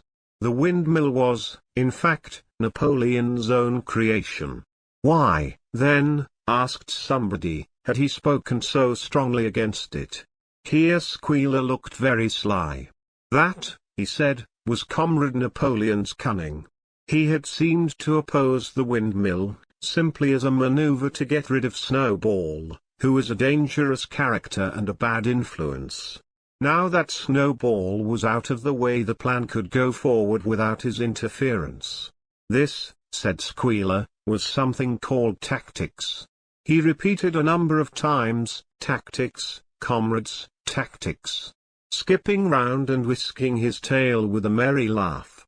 The animals were not certain what the word meant, but Squealer spoke so persuasively, and the 3 dogs who happened to be with him growled so threateningly, that they accepted his explanation without further questions. Chapter 6. All that year the animals worked like slaves. But they were happy in their work. They grudged no effort or sacrifice, well aware that everything that they did was for the benefit of themselves and those of their kind who would come after them, and not for a pack of idle thieving human beings. Throughout the spring and summer they worked a 60-hour week, and in August Napoleon announced that there would be work on Sunday afternoons as well. This work was strictly voluntary, but any animal who absented himself from it would have his rations reduced by half. Even so, it was found necessary to leave certain tasks undone. The harvest was a little less successful than in the previous year, and 2 fields which should have been sown with roots in the early summer were not sown because the ploughing had not been completed early enough. It was possible to foresee that the coming winter would be a hard one. The windmill presented unexpected difficulties. There was a good quarry of limestone on the farm, and plenty of sand and cement had been found in one of the outhouses, so that all the materials for building were at hand. But the problem the animals could not at first solve was how to break up the stone into pieces of suitable size. There seemed no way of doing this except with picks and crowbars, which no animal could use, because no animal could stand on his hind legs. Only after weeks of vain effort did the right idea occur to somebody, namely, to utilize the force of gravity. Huge boulders, far too big to be used as they were lying all over the bed of the quarry. The animals lashed ropes round these, and then all together, cows, horses, sheep, any animal that could lay hold of the rope, even the pigs sometimes joined in at critical moments. They dragged them with desperate slowness up the slope to the top of the quarry, where they were toppled over the edge, to shatter to pieces below. Transporting the stone when it was once broken was comparatively simple. The horses carried it off in cartloads, the sheep dragged single blocks, even Muriel and Benjamin yoked themselves into an old governess cart and did their share. By late summer a sufficient store of stone had accumulated, and then the building began, under the superintendence of the pigs. But it was a slow, laborious process. Frequently it took a whole day of exhausting effort to drag a single boulder to the top of the quarry, and sometimes when it was pushed over the edge it failed to break. Nothing could have been achieved without Boxer, whose strength seemed equal to that of all the rest of the animals put together. When the boulder began to slip and the animals cried out in despair at finding themselves dragged down the hill, it was always Boxer who strained himself against the rope and brought the boulder to a stop. To see him toiling up the slope inch by inch, his breath coming fast, the tips of his hoofs clawing at the ground and his great sides matted with sweat, filled everyone with admiration. Clover warned him sometimes to be careful not to overstrain himself, but Boxer would never listen to her. His two slogans, "I will work harder" and "Napoleon is always right," seemed to him a sufficient answer to all problems. He had made arrangements with the cockerel to call him 3/4 of an hour earlier in the mornings instead of half an hour. And in his spare moments, of which there were not many nowadays, he would go alone to the quarry, collect a load of broken stone and drag it down to the site of the windmill unassisted. The animals were not badly off throughout that summer, in spite of the hardness of their work. If they had no more food than they had in Jones's day, at least they did not have less. The advantage of only having to feed themselves, and not having to support 5 extravagant human beings as well, was so great that it would have taken a lot of failures to outweigh it. And in many ways the animal method of doing things was more efficient and saved labor. Such jobs as weeding, for instance, could be done with a thoroughness impossible to human beings. And again, since no animal now stole, it was unnecessary to fence off pasture from arable land, which saved a lot of labor on the upkeep of hedges and gates. Nevertheless, as the summer wore on, various unforeseen shortages began to make themselves felt. There was need of paraffin oil, nails, string, dog biscuits and iron for the horses' shoes, none of which could be produced on the farm. Later there would also be need for seeds and artificial manures, besides various tools and, finally, the machinery for the windmill. How these were to be procured no one was able to imagine. One Sunday morning, when the animals assembled to receive their orders, Napoleon announced that he had decided upon a new policy. From now onwards Animal Farm would engage in trade with the neighboring farms, not, of course, for any commercial purpose but simply in order to obtain certain materials which were urgently necessary. The needs of the windmill must override everything else, he said. He was therefore making arrangements to sell a stack of hay and part of the current year's wheat crop, and later on, if more money were needed, it would have to be made up by the sale of eggs, for which there was always a market in Willingdon. The hens, said Napoleon, should welcome this sacrifice as their own special contribution towards the building of the windmill. Once again the animals were conscious of a vague uneasiness. Never to have any dealings with human beings, never to engage in trade, never to make use of money, had not these been among the earliest resolutions passed at that first triumphant meeting after Jones was expelled? All the animals remembered passing such resolutions, or at least they thought that they remembered it. The 4 young pigs who had protested when Napoleon abolished the meetings raised their voices timidly, but they were promptly silenced by a tremendous growling from the dogs. Then, as usual, the sheep broke into 4 legs good, 2 legs bad. And the momentary awkwardness was smoothed over. Finally Napoleon raised his trotter for silence and announced that he had already made all the arrangements. There would be no need for any of the animals to come in contact with human beings, which would clearly be most undesirable. He intended to take the whole burden upon his own shoulders. A Mr. Whymper, a solicitor living in Willingdon, had agreed to act as intermediary between Animal Farm and the outside world, and would visit the farm every Monday morning to receive his instructions. Napoleon ended his speech with his usual cry of "Long live Animal Farm," and after the singing of Beasts of England the animals were dismissed. Afterwards Squealer made a round of the farm and set the animals' minds at rest. He assured them that the resolution against engaging in trade and using money had never been passed, or even suggested. It was pure imagination, probably traceable in the beginning to lies circulated by Snowball. A few animals still felt faintly doubtful, but Squealer asked them shrewdly, "Are you certain that this is not something that you have dreamed, comrades? Have you any record of such a resolution? Is it written down anywhere?" And since it was certainly true that nothing of the kind existed in writing, the animals were satisfied that they had been mistaken. Every Monday Mr. Whymper visited the farm as had been arranged.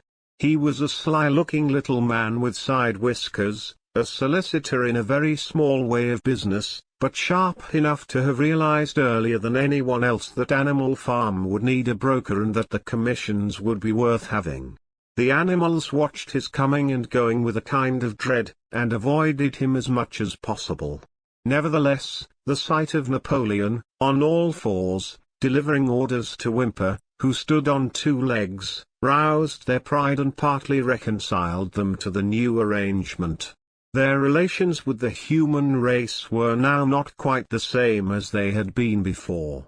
The human beings did not hate Animal Farm any less now that it was prospering, indeed they hated it more than ever. Every human being held it as an article of faith that the farm would go bankrupt sooner or later, and, above all, that the windmill would be a failure. They would meet in the public houses and prove to one another by means of diagrams that the windmill was bound to fall down, or that if it did stand up, then that it would never work. And yet, against their will, they had developed a certain respect for the efficiency with which the animals were managing their own affairs. One symptom of this was that they had begun to call Animal Farm by its proper name and ceased to pretend that it was called the Manor Farm. They had also dropped their championship of Jones, who had given up hope of getting his farm back and gone to live in another part of the county. Except through Whymper there was as yet no contact between Animal Farm and the outside world, but there were constant rumors that Napoleon was about to enter into a definite business agreement either with Mr. Bilkington of Foxwood or with Mr. Frederick of Pinchfield, but never, it was noticed, with both simultaneously. It was about this time that the pigs suddenly moved into the farmhouse and took up their residence there. Again the animals seemed to remember that a resolution against this had been passed in the early days, and again Squealer was able to convince them that this was not the case. It was absolutely necessary, he said, that the pigs, who were the brains of the farm, should have a quiet place to work in. It was also more suited to the dignity of the leader, for of late he had taken to speaking of Napoleon under the title of leader, to live in a house than in a mere sty.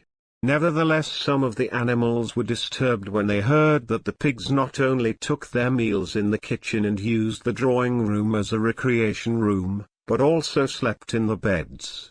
Boxer passed it off as usual with "Napoleon is always right," but Clover, who thought she remembered a definite ruling against beds, went to the end of the barn and tried to puzzle out the 7 commandments which were inscribed there. Finding herself unable to read more than individual letters, she fetched Muriel. "Muriel," she said, "read me the 4th commandment. Does it not say something about never sleeping in a bed?" With some difficulty Muriel spelt it out. "It says, 'No animal shall sleep in a bed with sheets,'" she announced finally. Curiously enough, Clover had not remembered that the 4th commandment mentioned sheets, but as it was there on the wall, it must have done so. And Squealer, who happened to be passing at this moment, attended by 2 or 3 dogs, was able to put the whole matter in its proper perspective. "You have heard, then, comrades," he said, "that we pigs now sleep in the beds of the farmhouse? And why not? You did not suppose, surely, that there was ever a ruling against beds? A bed merely means a place to sleep in. A pile of straw in a stall is a bed, properly regarded. The rule was against sheets, which are a human invention. We have removed the sheets from the farmhouse beds, and sleep between blankets. And very comfortable beds they are too.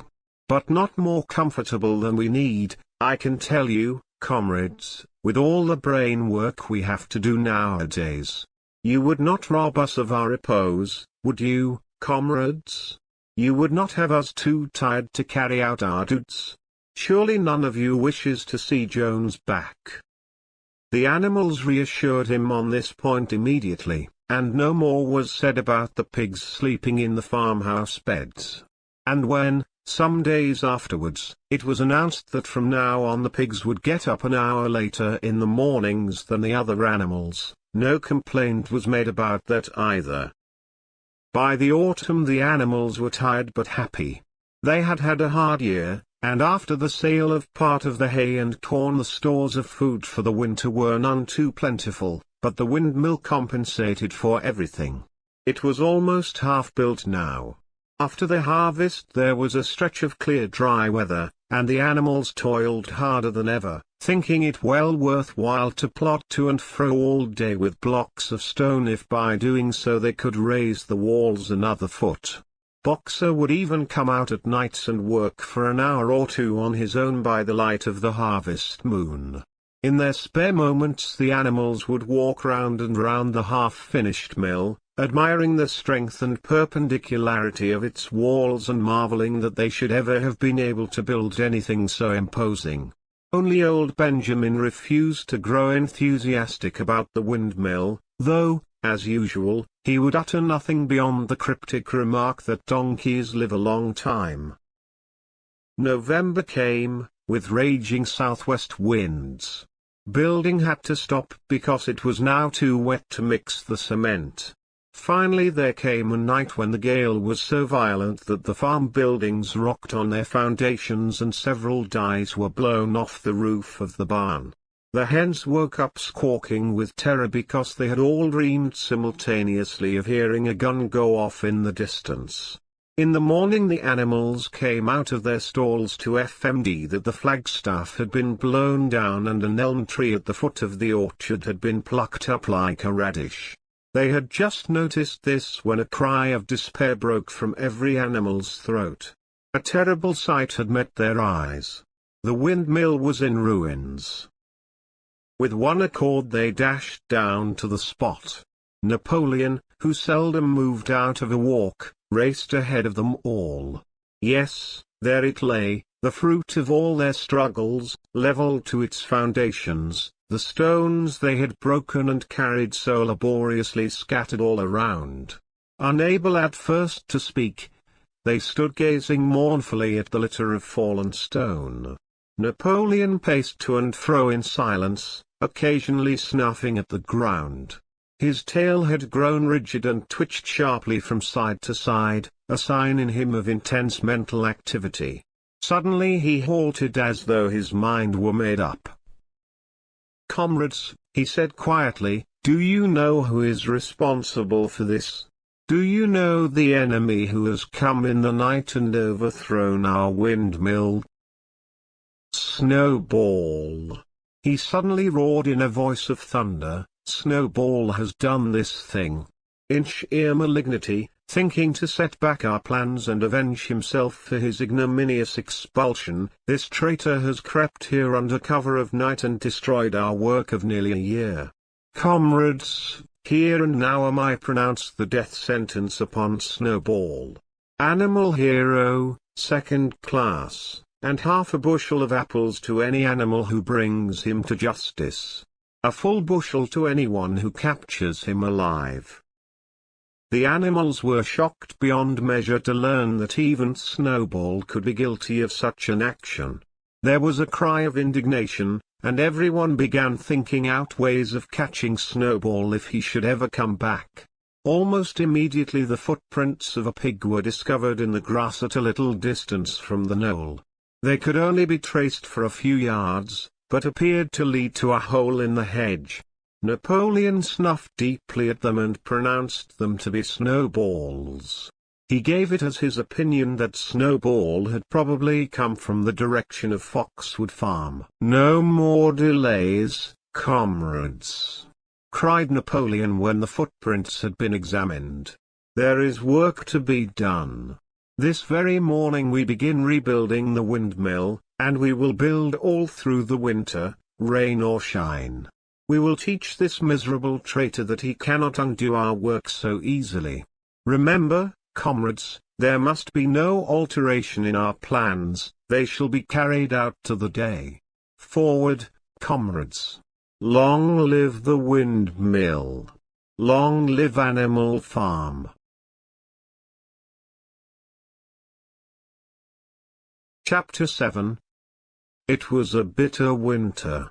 The stormy weather was followed by sleet and snow, and then by a hard frost which did not break till well into February. The animals carried on as best they could with the rebuilding of the windmill, well knowing that the outside world was watching them and that the envious human beings would rejoice and triumph if the mill were not finished on time.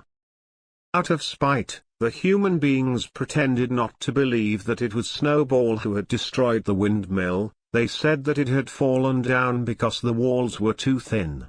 The animals knew that this was not the case.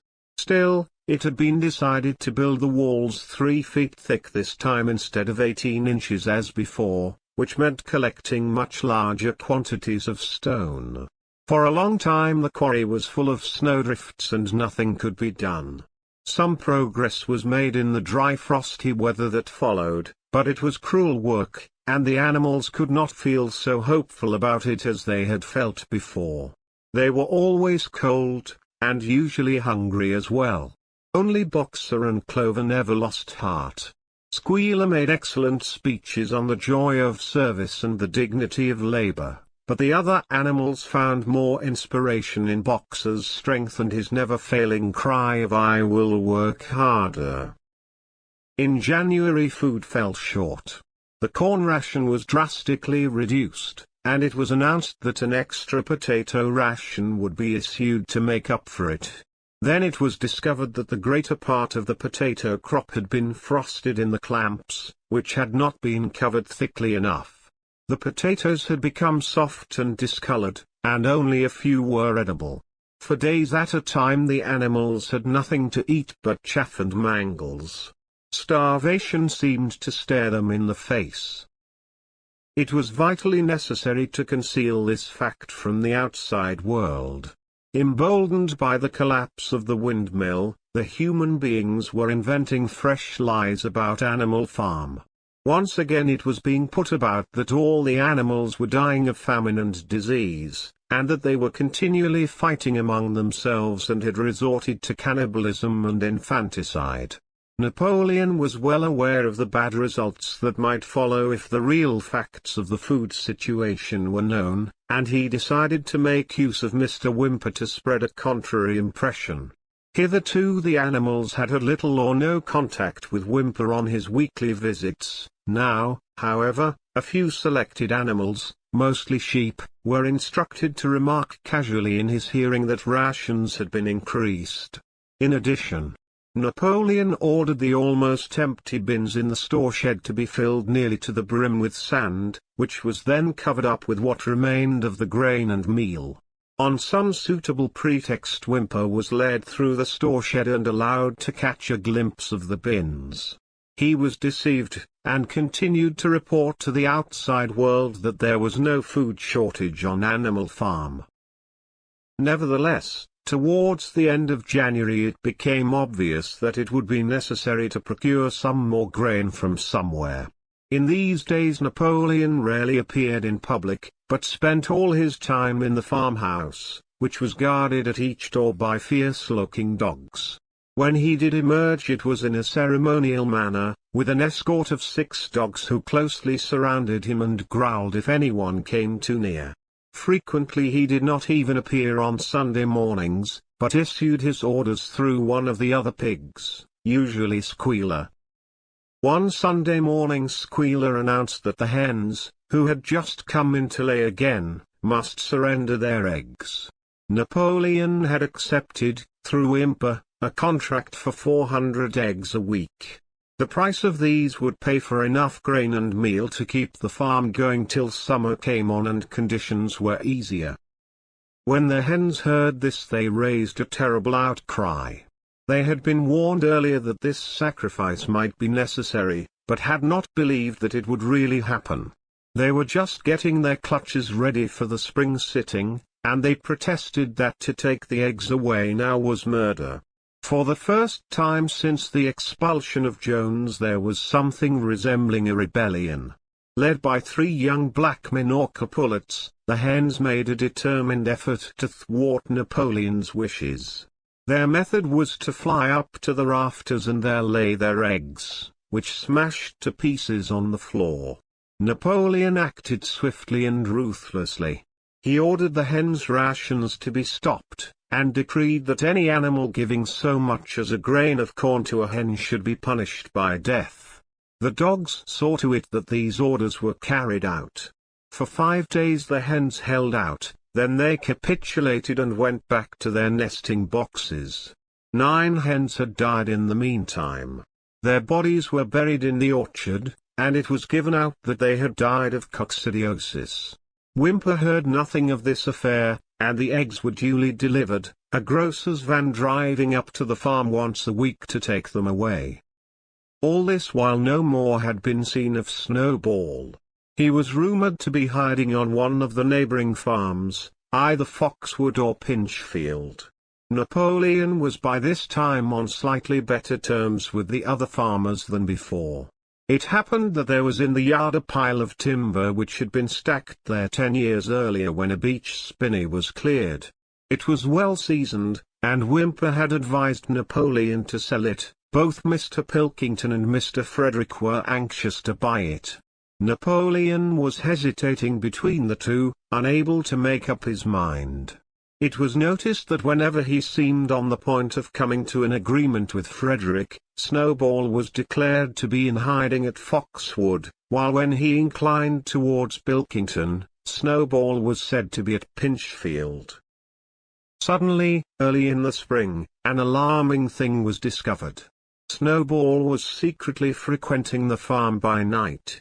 The animals were so disturbed that they could hardly sleep in their stalls. Every night, it was said, he came creeping in under cover of darkness and performed all kinds of mischief. He stole the corn, he upset the milk pails, he broke the eggs, he trampled the seed beds, he gnawed the bark off the fruit trees. Whenever anything went wrong it became usual to attribute it to Snowball. If a window was broken or a drain was blocked up, someone was certain to say that Snowball had come in the night and done it, and when the key of the store's shed was lost the whole farm was convinced that Snowball had thrown it down the well. Curiously enough they went on believing this even after the mislaid key was found under a sack of meal. The cows declared unanimously that Snowball crept into their stalk and milked them in their sleep. The rats, which had been troublesome that winter, were also said to be in league with Snowball. Napoleon decreed that there should be a full investigation into Snowball's activities. With his dogs in attendance he set out and made a careful tour of inspection of the farm buildings, the other animals following at a respectful distance. At every few steps Napoleon stopped and snuffed the ground for traces of Snowball's footsteps, which, he said, he could detect by the smell. He snuffed in every cummer, in the barn, in the cowshed, in the hen houses, in the vegetable garden, and found traces of Snowball almost everywhere. He would put his snout to the ground, give several deep sniffs and exclaim in a terrible voice, "Snowball! He has been here. I can smell him distinctly." And at the word Snowball all the dogs let out blood-curdling growls and showed their side teeth. The animals were thoroughly frightened. It seemed to them as though Snowball were some kind of invisible influence, pervading the air about them and menacing them with all kinds of dangers. In the evening Squealer called them together, and with an alarmed expression on his face told them that he had some serious news to report. "Comrades!" cried Squealer, making little nervous skips, "a most terrible thing has been discovered. Snowball has sold himself to Frederick of Pinchfield Farm, who is even now plotting to attack us and take our farm away from us. Snowball is to act as his guide when the attack begins. But there is worse than that.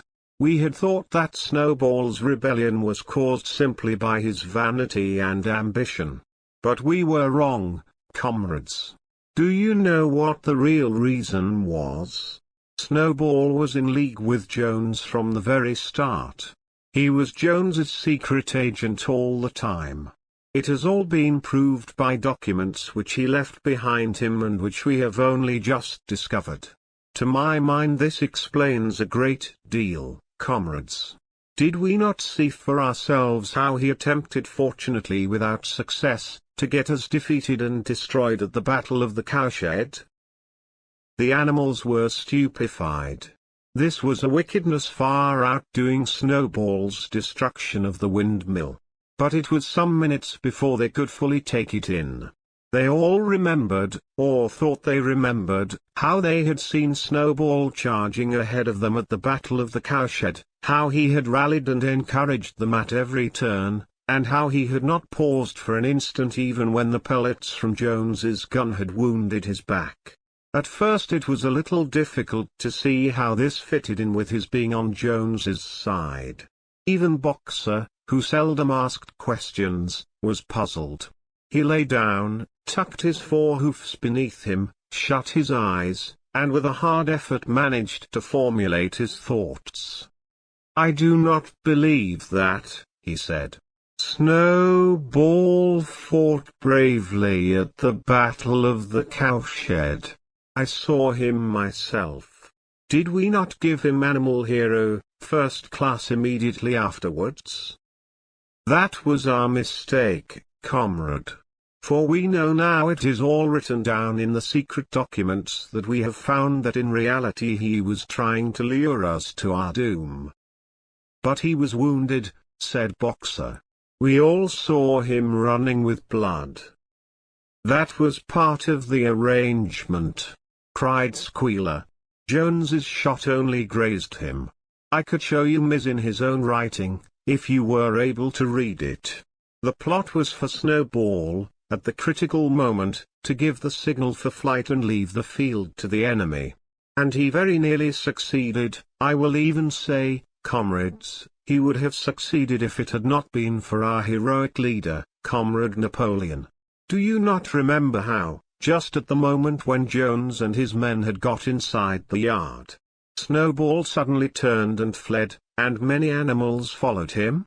And do you not remember, too, that it was just at that moment, when panic was spreading and all seemed lost, that Comrade Napoleon sprang forward with a cry of death to humanity, and sank his teeth in Jones's leg? Surely you remember that, comrades?" exclaimed Squealer, frisking from side to side. Now when Squealer described the scene so graphically, it seemed to the animals that they did remember it. At any rate, they remembered that at the critical moment of the battle Snowball had turned to flee. But Boxer was still a little uneasy. "I do not believe that Snowball was a traitor at the beginning," he said finally. "What he has done since is different. But I believe that at the Battle of the Cowshed he was a good comrade. Our leader, Comrade Napoleon," announced Squealer, speaking very slowly and firmly, "has stated categorically, comrade, that Snowball was Jones's agent from the very beginning, yes, and from long before the rebellion was ever thought of." "Ah, that is different," said Boxer. "If Comrade Napoleon says it, it must be right." "That is the true spirit, comrade," cried Squealer, but it was noticed he cast a very ugly look at Boxer with his little twinkling eyes. He turned to go, then paused and added impressively, "I warn every animal on Miz Farm to keep his eyes very wide open. For we have reason to think that some of Snowball's secret agents are lurking among us at this moment." 4 days later, in the late afternoon, Napoleon ordered all the animals to assemble in the yard. When they were all gathered together, Napoleon emerged from the farmhouse, wearing both his medals, for he had recently awarded himself Animal Hero, First Class and Animal Hero, Second Class, with his 9 huge dogs frisking round him and uttering growls that sent shivers down all the animals' spines. They all cowered silently in their places, seeming to know in advance that some terrible thing was about to happen. Napoleon stood sternly surveying his audience, then he uttered a high-pitched whimper. Immediately the dogs bounded forward, seized 4 of the pigs by the ear and dragged them, squealing with pain and terror, to Napoleon's feet. The pigs' ears were bleeding, the dogs had tasted blood, and for a few moments they appeared to go quite mad. To the amazement of everybody 3 of them flung themselves upon Boxer. Boxer saw them coming and put out his great hoof, caught a dog in midair and pinned him to the ground. The dog shrieked for mercy and the other 2 fled with their tails between their legs. Boxer looked at Napoleon to know whether he should crush the dog to death or let it go. Napoleon appeared to change countenance, and sharply ordered Boxer to let the dog go, whereat Boxer lifted his hoof, and the dog slunk away, bruised and howling. Presently the tumult died down. The 4 pigs waited, trembling, with guilt written on every line of their countenances. Napoleon now called upon them to confess their crimes. They were the same 4 pigs as had protested when Napoleon abolished the Sunday meetings. Without any further prompting they confessed that they had been secretly in touch with Snowball ever since his expulsion, that they had collaborated with him in destroying the windmill, and that they had entered into an agreement with him to hand over Animal Farm to Mr. Frederick. They added that Snowball had privately admitted to them that he had been Jones's secret agent for years past. When they had finished their confession the dogs promptly tore their throats out, and in a terrible voice Napoleon demanded whether any other animal had anything to confess. The 3 hens who had been the ringleaders in the attempted rebellion over the eggs now came forward and stated that Snowball had appeared to them in a dream and incited them to disobey Napoleon's orders. They too were slaughtered. Then a goose came forward and confessed to having secreted 6 ears of corn during the last year's harvest and eaten them in the night. Then a sheep confessed to having urinated in the drinking pool urged to do this, so she said, by Snowball, and 2 other sheep confessed to having murdered an old ram, an especially devoted follower of Napoleon, by chasing him round and round a bonfire when he was suffering from a cough. They were all slain on the spot. And so the tale of confessions and executions went on, until there was a pile of corpses lying before Napoleon's feet and the air was heavy with the smell of blood, which had been unknown there since the expulsion of Jones. When it was all over, the remaining animals, except for the pigs and dogs, crept away in a body. They were shaken and miserable. They did not know which was more shocking, the treachery of the animals who had leagued themselves with Snowball, or the cruel retribution they had just witnessed. In the old days there had often been scenes of bloodshed equally terrible, but it seemed to all of them that it was far worse now that it was happening among themselves. Since Jones had left the farm, until today, no animal had killed another animal. Not even a rat had been killed. They had made their way onto the little knoll where the half-finished windmill stood, and with one accord they all lay down as though huddling together for warmth. Clover, Muriel, Benjamin, the cows, the sheep and a whole flock of geese and hens, every one, indeed, except the cat, who had suddenly disappeared just before Napoleon ordered the animals to assemble. For some time nobody spoke. Only Boxer remained on his feet. He fidgeted to and fro, swishing his long black tail against his sides and occasionally uttering a little whinny of surprise. Finally he said, "I do not understand it. I would not have believed that such things could happen on our farm. It must be due to some fault in ourselves. The solution, as I see it, is to work harder. From now onwards I shall get up a full hour earlier in the mornings." And he moved off at his lumbering trot and made for the quarry. Having got there he collected 2 successive loads of stone and dragged them down to the windmill before retiring for the night. The animals huddled about Clover, not speaking. The knoll where they were lying gave them a wide prospect across the countryside. Most of Animal Farm was within their view, the long pasture stretching down to the main road, the hayfield, the spinney, the drinking pool, me-ploughed fields where the young wheat was thick and green, and the red roofs of the farm buildings with the smoke curling from the chimneys. It was a clear spring evening. The grass and the bursting hedges were gilded by the level rays of the sun.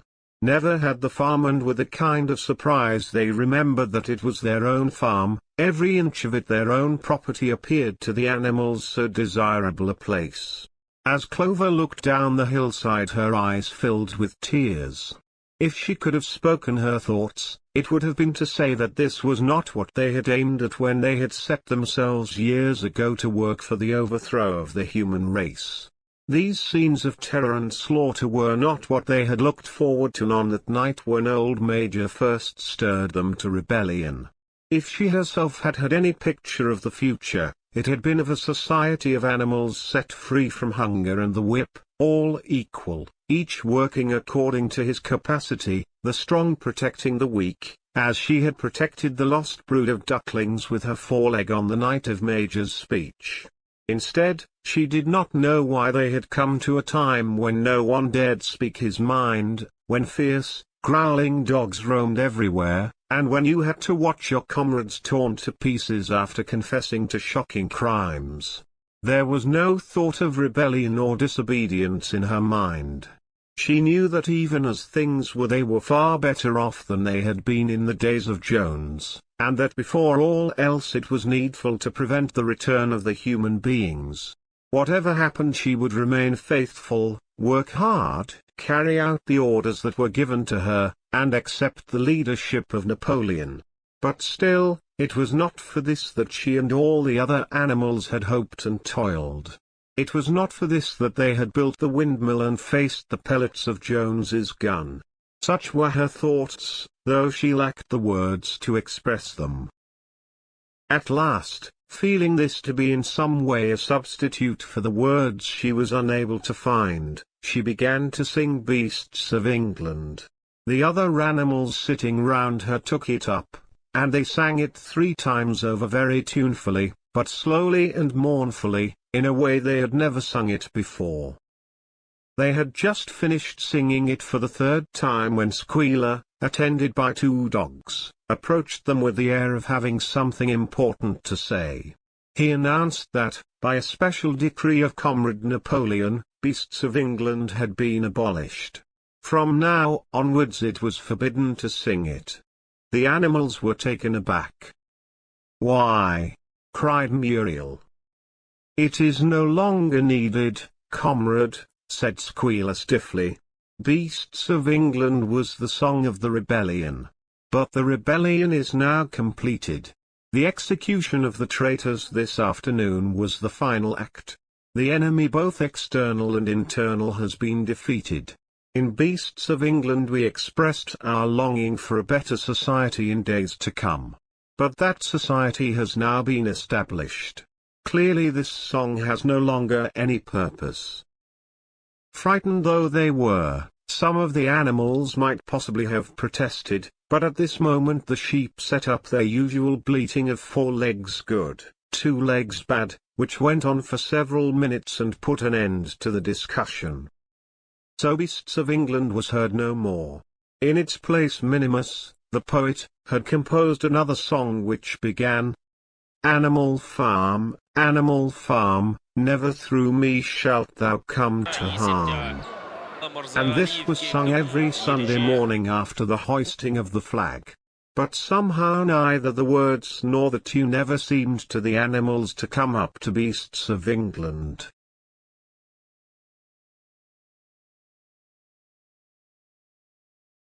Chapter 8. A few days later, when the terror caused by the executions had died down, some of the animals remembered, or thought they remembered, that the 6th commandment decreed, "No animal shall kill any other animal." And though no one cared to mention it in the hearing of the pigs or the dogs, it was felt that the killings which had taken place did not square with this. Clover asked Benjamin to read her the sixth commandment, and when Benjamin, as usual, said that he refused to meddle in such matters, she fetched Muriel. Muriel read the commandment for her. It ran, "No animal shall kill any other animal without cause." Somehow or other the last two words had slipped out of the animal's memory. But they saw now that the commandment had not been violated, for clearly there was good reason for killing the traitors who had leagued themselves with Snowball. Throughout that year the animals worked even harder than they had worked in the previous year. To rebuild a windmill, with walls twice as thick as before, and to finish it by the appointed date, together with the regular work of the farm, was a tremendous labor. There were times when it seemed to the animals that they worked longer hours and fed no better than they had done in Jones's day. On Sunday mornings Squealer, holding down a long strip of paper with his trotter, would read out to them lists of figures proving that the production of every class of foodstuff had increased by 200%, 300%, or 500%, as the case might be. The animals saw no reason to disbelieve him, especially as they could no longer remember very clearly what conditions had been like before the rebellion. All the same, there were days when they felt that they would sooner have had less figures and more food. All orders were now issued through Squealer or one of the other pigs. Napoleon himself was not seen in public as often as once in a fortnight.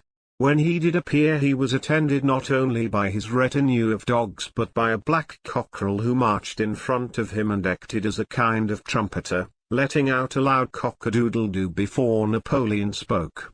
Even in the farmhouse, it was said, Napoleon inhabited separate apartments from the others.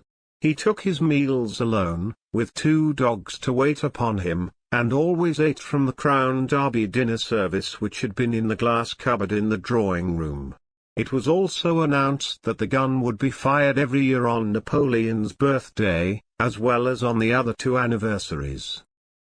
Napoleon was now never spoken of simply as Napoleon. He was always referred to in formal style as our leader, Comrade Napoleon, and the pigs liked to invent for him such titles as Father of all animals, Terror of mankind, Protector of the sheepfold, Duckling's friend, and the like. In his speeches Squealer would talk with the tears rolling down his cheeks of Napoleon's wisdom, the goodness of his heart, and the deep love he bore to all animals everywhere, even and especially the unhappy animals who still lived in ignorance and slavery on other farms. It had become usual to give Napoleon the credit for every successful achievement and every stroke of good fortune.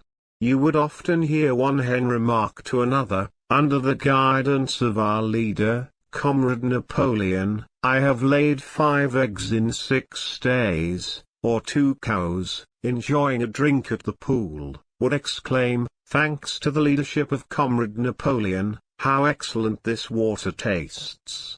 The general feeling on the farm was expressed in a poem entitled Comrade Napoleon, which was composed by Minimus and which ran as follows.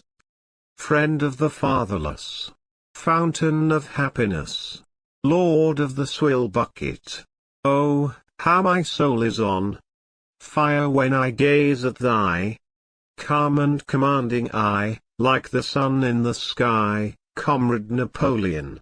Thou art the giver of all that thy creatures love, full belly twice a day, clean straw to roll upon. Every beast great or small sleeps at peace in his stall, thou watchest over all, Comrade Napoleon. Had I a sucking pig, ere he had grown as big, even as a pint bottle or as a rolling pin, he should have learned to be faithful and true to thee, yes. His first squeak should be, Comrade Napoleon. Napoleon approved of this poem and caused it to be inscribed on the wall of the big barn, at the opposite end from the 7 commandments. It was surmounted by a portrait of Napoleon, in profile, executed by Squealer in white paint. Meanwhile, Through the agency of Whymper, Napoleon was engaged in complicated negotiations with Frederick and Pilkington. The pile of timber was still unsold. Of the two, Frederick was the more anxious to get hold of it, but he would not offer a reasonable price. At the same time there were renewed rumors that Frederick and his men were plotting to attack Animal Farm and to destroy the windmill, the building of which had aroused furious jealousy in him. Snowball was known to be still skulking on Pinchfield Farm. In the middle of the summer the animals were alarmed to hear that 3 hens had come forward and confessed that, inspired by Snowball, they had entered into a plot to murder Napoleon. They were executed immediately, and fresh precautions for Napoleon's safety were taken. 4 dogs guarded his bed at night, 1 at each comer, and a young pig named Pink Eye was given the task of tasting all his food before he ate it, lest it should be poisoned. At about the same time it was given out that Napoleon had arranged to sell the pile of timber to Mr. Pilkington. He was also going to enter into a regular agreement for the exchange of certain products between Animal Farm and Foxwood. The relations between Napoleon and Pilkington, though they were only conducted through Whymper, were now almost friendly. The animals distrusted Pilkington, as a human being, but greatly preferred him to Frederick, whom they both feared and hated. As the summer wore on, and the windmill neared completion, the rumors of an impending treacherous attack grew stronger and stronger. Frederick, it was said, intended to bring against them 20 men all armed with guns, and he had already bribed the magistrates and police, so that if he could once get hold of the tidedeeds of Animal Farm they would ask no questions. Moreover, terrible stories were leaking out from Pinchfield about the cruelties that Frederick practiced upon his animals. He had flogged an old horse to death, he starved his cows, he had killed a dog by throwing it into the furnace, he amused himself in the evenings by making cocks fight with splinters of razor blade tied to their spears. The animals' blood boiled with rage when they heard of these things being done to their comrades, and sometimes they clamored to be allowed to go out in a body and attack Pinchfield Farm, drive out the humans and set the animals free. But Squealer counseled them to avoid rash actions and trust in Comrade Napoleon's strategy. Nevertheless, feeling against Frederick continued to run high. One Sunday morning Napoleon appeared in the barn and explained that he had never at any time contemplated selling the pile of timber to Frederick. He considered it beneath his dignity, he said, to have dealings with scoundrels of that description. The pigeons who were still sent out to spread tidings of the rebellion were forbidden to set foot anywhere on Foxwood, and were also ordered to drop their former slogan of death to humanity in favor of death to Frederick. In the late summer yet another of Snowball's machinations was laid bare. The wheat crop was full of weeds, and it was discovered that on one of his nocturnal visits Snowball had mixed weed seeds with the seed corn. A gander who had been privy to me plot had confessed his guilt to Squealer and immediately committed suicide by swallowing deadly nightshade berries. The animals now also learned that Snowball had never, as many of them had believed hitherto, received the Order of Animal Hero, First Class. This was merely a legend which had been spread some time after the Battle of the Cowshed by Snowball himself. So far from being decorated, he had been censured for showing cowardice in the battle. Once again some of the animals heard this with a certain bewilderment, but Squealer was soon able to convince them that their memories had been at fault. In the autumn, by a tremendous, exhausting effort, for the harvest had to be gathered at almost the same time the windmill was finished. The machinery had still to be installed, and Whymper was negotiating the purchase of it, but the structure was completed. In the teeth of every difficulty, in spite of inexperience, of primitive implements, of bad luck and of Snowball's treachery, the work had been finished punctually to the very day. Tired out but proud, the animals walked round and round their masterpiece, which appeared even more beautiful in their eyes than when it had been built the first time. Moreover, the walls were twice as thick as before. Nothing short of explosives would lay them low this time. And when they thought of how they had labored, what discouragements they had overcome, and the enormous difference that would be made in their lives when the sails were turning and the dynamos running, when they thought of all this, their tiredness forsook them and they gamboled round and round the windmill, uttering cries of triumph. Napoleon himself, attended by his dogs and his cockerel, came down to inspect the completed work. He personally congratulated the animals on their achievement, and announced that the mill would be named Napoleon Mill. 2 days later the animals were called together for a special meeting in the barn. They were struck dumb with surprise when Napoleon announced that he had sold the pile of timber to Frederick. Tomorrow Frederick's wagons would arrive and begin carting it away. Throughout the whole period of his seeming friendship with Pilkington, Napoleon had really been in secret agreement with Frederick. All relations with Foxwood had been broken off, insulting messages had been sent to Pilkington. The pigeons had been told to avoid Pinchfeld Farm and to alter their slogan from "Death to Frederick" to "Death to Pilkington." At the same time Napoleon assured the animals that the stories of an impending attack on Animal Farm were completely untrue, and that the tales about Frederick's cruelty to his own animals had been greatly exaggerated. All these rumors had probably originated with Snowball and his agents. It now appeared that Snowball was not, after all, hiding on Pinchfield Farm, and in fact had never been there in his life. He was living in considerable luxury, so it was said at Foxwood, and had in reality been a pensioner of Pilkington for years past. The pigs were in ecstasies over Napoleon's cunning. By seeming to be friendly with Pilkington he had forced Frederick to raise his price by £12. But the superior quality of Napoleon's mind, said Squealer, was shown in the fact that he trusted nobody, not even Frederick. Frederick had wanted to pay for the timber with something called a check, which it seemed was a piece of paper with a promise to pay written upon it. But Napoleon was too clever for him. He had demanded payment in real £5 notes, which were to be handed over before the timber was removed. Already Frederick had paid up, and the sum he had paid was just enough to buy the machinery for the windmill. Meanwhile the timber was being carted away at high speed. When it was all gone another special meeting was held in the barn for the animals to inspect Frederick's banknotes. Smiling beatifically, and wearing both his decorations, Napoleon reposed on a bed of straw on the platform, with the money at his side, neatly piled on a china dish from the farmhouse kitchen. The animals filed slowly past, and each gazed his fill. And Boxer put out his nose to sniff at the banknotes, and the flimsy white things stirred and rustled in his breath. 3 days later there was a terrible hullabaloo.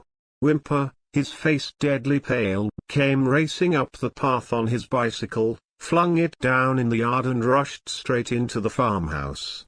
The next moment a choking roar of rage sounded from Napoleon's apartments. The news of what had happened sped round the farm like wildfire. The banknotes were forgeries. Frederick had got the timber for nothing. Napoleon called the animals together immediately and in a terrible voice pronounced the death sentence upon Frederick. When captured, he said, Frederick should be boiled alive. At the same time he warned them that after this treacherous deed the worst was to be expected. Frederick and his men might make their long-expected attack at any moment. Sentinels were placed at all the approaches to the farm. In addition, 4 pigeons were sent to Foxwood with a conciliatory message, which it was hoped might re-establish good relations with Pilkington. The very next morning the attack came. The animals were at breakfast when the lookouts came racing in with the news that Frederick and his followers had already come through the 5-barred gate. Boldly enough the animals sallied forth to meet them, but this time they did not have the easy victory that they had had in the Battle of the Cowshed. There were 15 men, with half a dozen guns between them, and they opened fire as soon as they got within 50 yards. The animals could not face the terrible explosions and the stinging pellets, and in spite of the efforts of Napoleon and Boxer to rally them, they were soon driven back. A number of them were already wounded. They took refuge in the farm buildings and peeped cautiously out from chinks and knot-holes. The whole of the big pasture, including the windmill, was in the hands of the enemy. For the moment even Napoleon seemed at a loss. He paced up and down without a word, his tail rigid and twitching. Wistful glances were sent in the direction of Foxwood. If Pilkington and his men would help them, the day might yet be won. But at this moment the 4 pigeons who had been sent out on the day before returned, one of them bearing a scrap of paper from Pilkington. On it was penciled the words, "Serves you right." Meanwhile Frederick and his men had halted about the windmill. The animals watched them, and a murmur of dismay went round. 2 of the men had produced a crowbar and a sledgehammer. They were going to knock the windmill down. "Impossible!" cried Napoleon. "We have built the walls far too thick for that. They could not knock it down in a week. Courage, comrades!" But Benjamin was watching the movements of the men intently. The 2 with the hammer and the crowbar were drilling a hole near the base of the windmill. Slowly, and with an air almost of amusement, Benjamin nodded his long muzzle. "I thought so," he said. "Do you not see what they are doing? In another moment they are going to pack blasting powder into that hole." Terrified, the animals waited. It was impossible now to venture out of the shelter of the buildings. After a few minutes the men were seen to be running in all directions. Then there was a deafening roar. The pigeons swirled into the air, and all the animals, except Napoleon, flung themselves flat on their bellies and hid their faces. When they got up again a huge cloud of black smoke was hanging where the windmill had been. Slowly the breeze drifted it away. The windmill had ceased to exist. At this sight the animals' courage returned to them. The fear and despair they had felt a moment earlier were drowned in their rage against this vile, contemptible act. A mighty cry for vengeance went up, and without waiting for further orders they charged forth in a body and made straight for the enemy. This time they did not heed the cruel pellets that swept over them like hail. It was a savage, bitter battle. The men fired again and again, and, when the animals got to close quarters, lashed out with their sticks and their heavy boots. A cow, 3 sheep and 2 geese were killed, and nearly everyone was wounded. Even Napoleon, who was directing operations from the rear, had the DP of his tail chipped by a pellet. But the men did not go unscathed either. 3 of them had their heads broken by blows from Boxer's hoofs, another was gored in the belly by a cow's horn, another had his trousers nearly torn off by Jessie and Bluebell.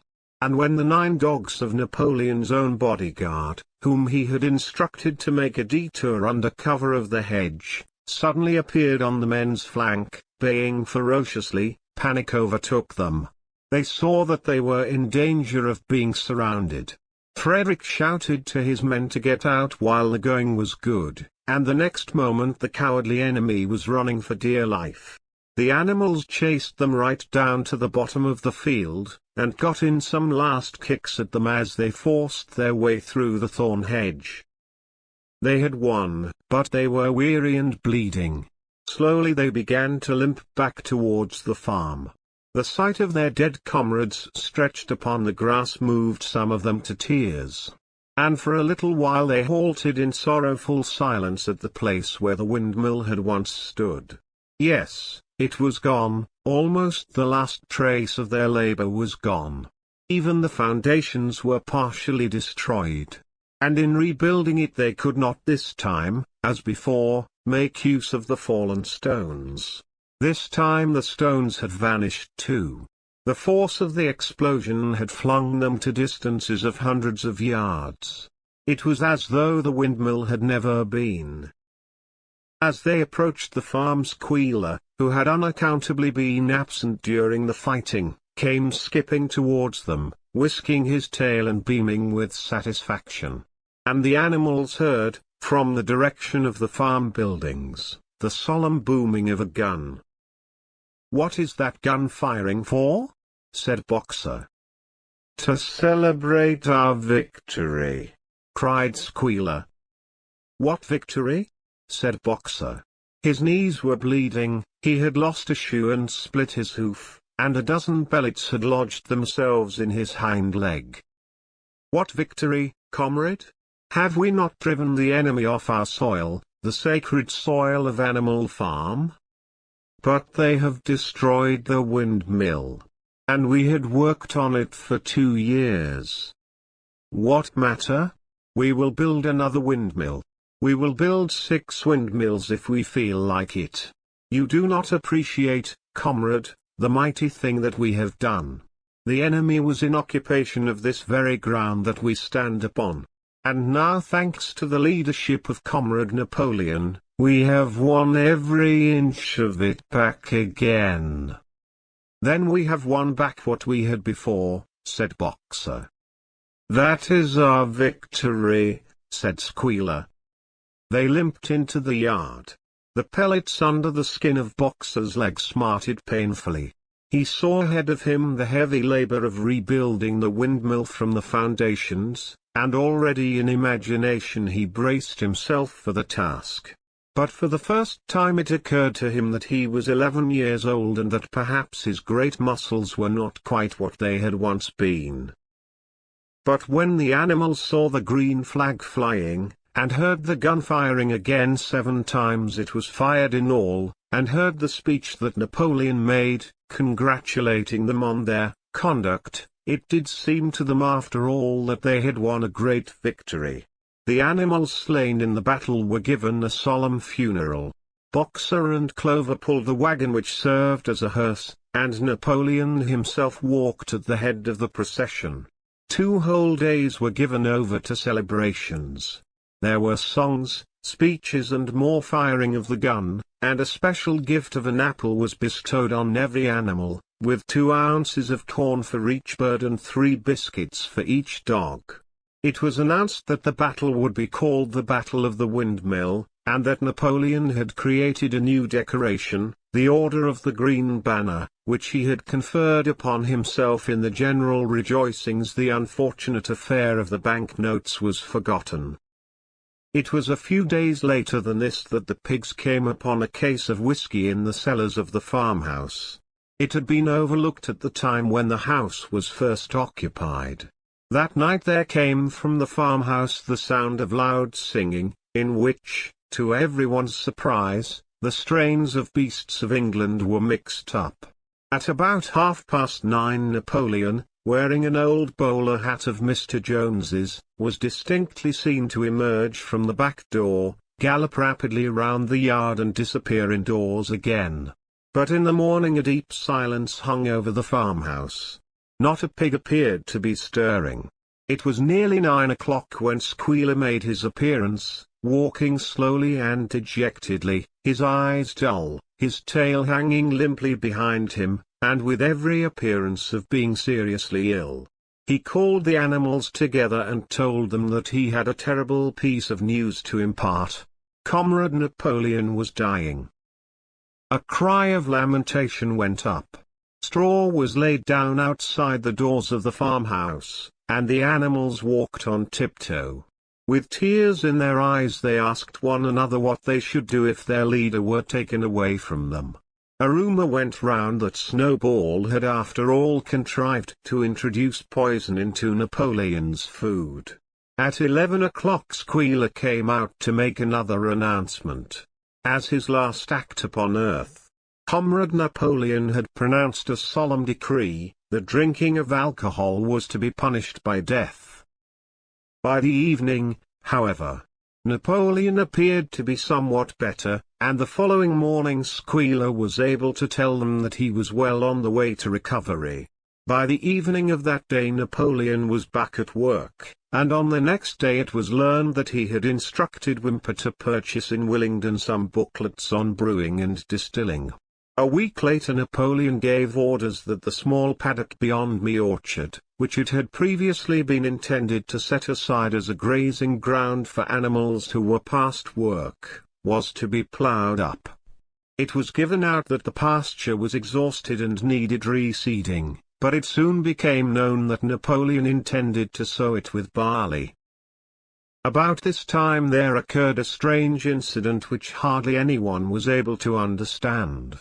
One night at about 12 o'clock there was a loud crash in the yard, and the animals rushed out of their stalls. It was a moonlit night. At the foot of the end wall of the big barn, where the 7 commandments were written, there lay a ladder broken in 2 pieces. Squealer, temporarily stunned, was sprawling beside it, and near at hand there lay a lantern, a paintbrush and an overturned pot of white paint. The dogs immediately made a ring round Squealer, and escorted him back to the farmhouse as soon as he was able to walk. None of the animals could form any idea as to what this meant, except old Benjamin, who nodded his muzzle with a knowing air, and seemed to understand, but would say nothing.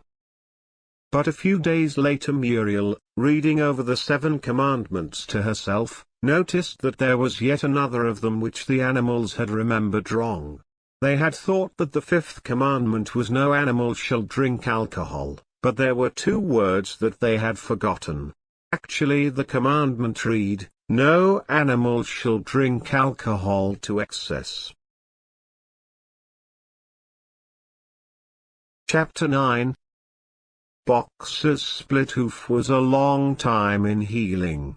They had started the rebuilding of the windmill the day after the victory celebrations were ended. Boxer refused to take even a day off work, and made it a point of honor not to let it be seen that he was in pain.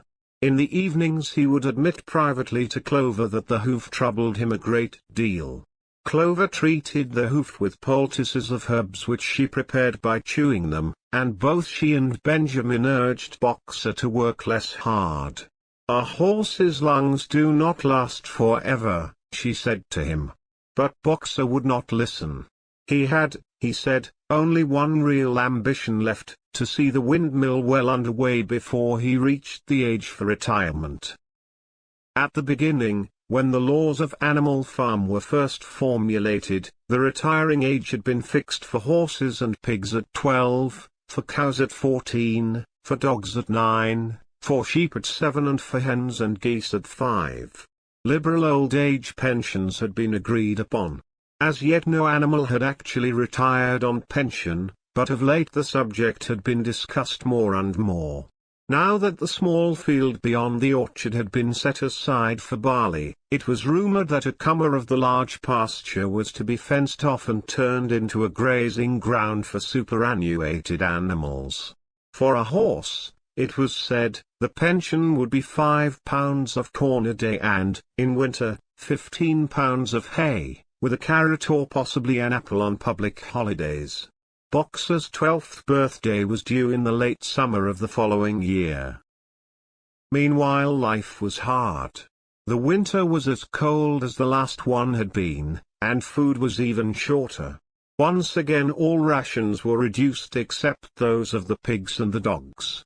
A too rigid equality in rations, Squealer explained, would have been contrary to the principles of animalism. In any case he had no difficulty in proving to the other animals that they were not in reality short of food, whatever the appearances might be. For the time being, certainly, it had been found necessary to make a readjustment of rations. Squealer always spoke of it as a readjustment, never as a reduction, but in comparison with the days of Jones the improvement was enormous. Reading out the figures in a shrill rapid voice, he proved to them in detail that they had more oats, more hay, more turnips than they had had in Jones's day, that they worked shorter hours, that their drinking water was of better quality, that they lived longer, that a larger proportion of their young ones survived infancy, and that they had more straw in their stalls and suffered less from fleas. The animals believed every word of it. Truth to tell, Jones and all he stood for had almost faded out of their memories. They knew that life nowadays was harsh and bare, that they were often hungry and often cold, and that they were usually working when they were not asleep. But doubtless it had been worse in the old days. They were glad to believe so. Besides, in those days they had been slaves and now they were free, and that made all the difference, as Squealer did not fail to point out. There were many more mouths to feed now. In the autumn the four sows had all littered about simultaneously, producing 31 young pigs between them. The young pigs were piebald, and as Napoleon was the only boar on the farm it was possible to guess at their parentage. It was announced that later, when bricks and timber had been purchased, a schoolroom would be built in the farmhouse garden. For the time being the young pigs were given their instruction by Napoleon himself in the farmhouse kitchen. They took their exercise in the garden, and were discouraged from playing with the other young animals. About this time, too, it was laid down as a rule that when a pig and any other animal met on the path, the other animal must stand aside, and also that all pigs, of whatever degree, were to have the privilege of wearing green ribbons on their tails on Sundays. The farm had had a fairly successful year, but was still short of money. There were the bricks, sand and lime for the schoolroom to be purchased, and it would also be necessary to begin saving up again for the machinery for the windmill. Then there were lamp oil and candles for the house, sugar for Napoleon's own table. He forbade this to the other pigs, on the ground that it made them fat, and all the usual replacements such as tools, nails, string, coal, wire, scrap iron and dog biscuits. A stump of hay and part of the potato crop were sold off, and the contract for eggs was increased to 600 a week, so that year the hens barely hatched enough chicks to keep their numbers at the same level. Radons, reduced in December, were reduced again in February, and lanterns in the stalls were forbidden to save oil. But the pigs seemed comfortable enough, and in fact were putting on weight if anything. One afternoon in late February a warm, rich, appetizing scent, such as the animals had never smelt before, wafted itself across the yard from the little brew house, which had been disused in Jones's time, and which stood beyond the kitchen. Someone said it was the smell of cooking barley. The animals sniffed the air hungrily and wondered whether a warm mash was being prepared for their supper. But no warm mash appeared. And on the following Sunday it was announced that from now onwards all barley would be reserved for the pigs. The field beyond the orchard had already been sown with barley. And the news soon leaked out that every pig was now receiving a ration of a pint of beer daily, with half a gallon for Napoleon himself, which was always served to him in the Crown Derby soup tureen. But if there were hardships to be borne, they were partly offset by the fact that life nowadays had a greater dignity than it had had before. There were more songs, more speeches, more processions. Napoleon had commanded that once a week there should be held something called a spontaneous demonstration, the object of which was to celebrate the struggles and triumphs of Animal Farm. At the appointed time the animals would leave their work and march round the precincts of the farm in military formation, with the pigs leading, then the horses, then the cows, then the sheep, and then the poultry. The dogs flanked the procession and at the head of all marched Napoleon's black cockerel. Boxer and Clover always carried between them a green banner marked with the hoof and the horn and the caption, "Long live Comrade Napoleon." Afterwards there were recitations of poems composed in Napoleon's honor, and a speech by Squealer giving particulars of the latest increases in the production of foodstuffs, and on occasion a shot was fired from the gun. The sheep were the greatest devotees of the spontaneous demonstrations, and if anyone complained, as a few animals sometimes did, when no pigs or dogs were near, that they wasted time and meant a lot of standing about in the cold, the sheep were sure to silence him with a tremendous bleating of 4 legs good, 2 legs bad. But by and large the animals enjoyed these celebrations. They found it comforting to be reminded that, after all, they were truly their own masters and that the work they did was for their own benefit. So that what with the songs, the processions, squealers' lists of figures, the thunder of the gun, the crowing of the cockerel and the fluttering of the flag, they were able to forget that their bellies were empty, at least part of the time. In April Animal Farm was proclaimed a republic, and it became necessary to elect a president. There was only one candidate, Napoleon, who was elected unanimously. On the same day it was given out that fresh documents had been discovered which revealed further details about Snowball's complicity with Jones. It now appeared that Snowball had not, as the animals had previously imagined, merely attempted to lose the battle of the cowshed by means of a stratagem, but had been openly fighting on Jones's side. In fact, it was he who had actually been the leader of the human forces, and had charged into battle with the words "Long live humanity" on his lips. The wounds on Snowball's back, which a few of the animals still remembered to have seen, had been inflicted by Napoleon's teeth. In the middle of the summer Moses the raven suddenly reappeared on the farm, after an absence of several years. He was quite unchanged, still did no work, and talked in the same strain as ever about Sugarcandy Mountain. He would perch on a stump, flap his black wings, and talk by the hour to anyone who would listen. "Up there, comrades," he would say solemnly, pointing to the sky with his large beak, "up there, just on the other side of that dark cloud that you can see there it lies, Sugarcandy Mountain, that happy country where we poor animals shall rest forever from our labors." He even claimed to have been there on one of his higher flights, and to have seen the everlasting fields of clover and the linseed cake and lump sugar growing on the hedges. Many of the animals believed him. Their lives now, they reasoned, were hungry and laborious. Was it not right and just that a better world should exist somewhere else?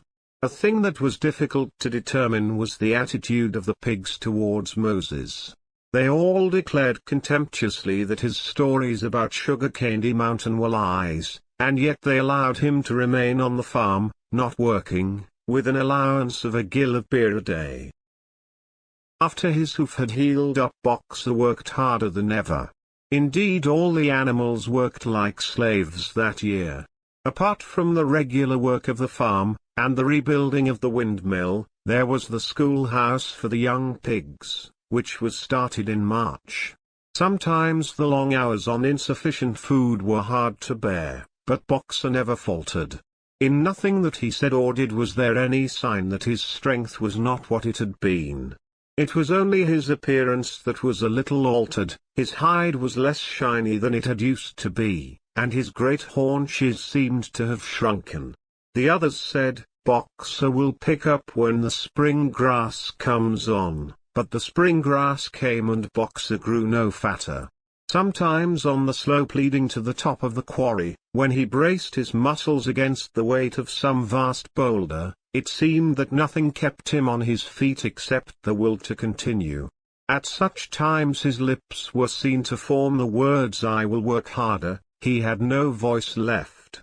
Once again Clover and Benjamin warned him to take care of his health, but Boxer paid no attention.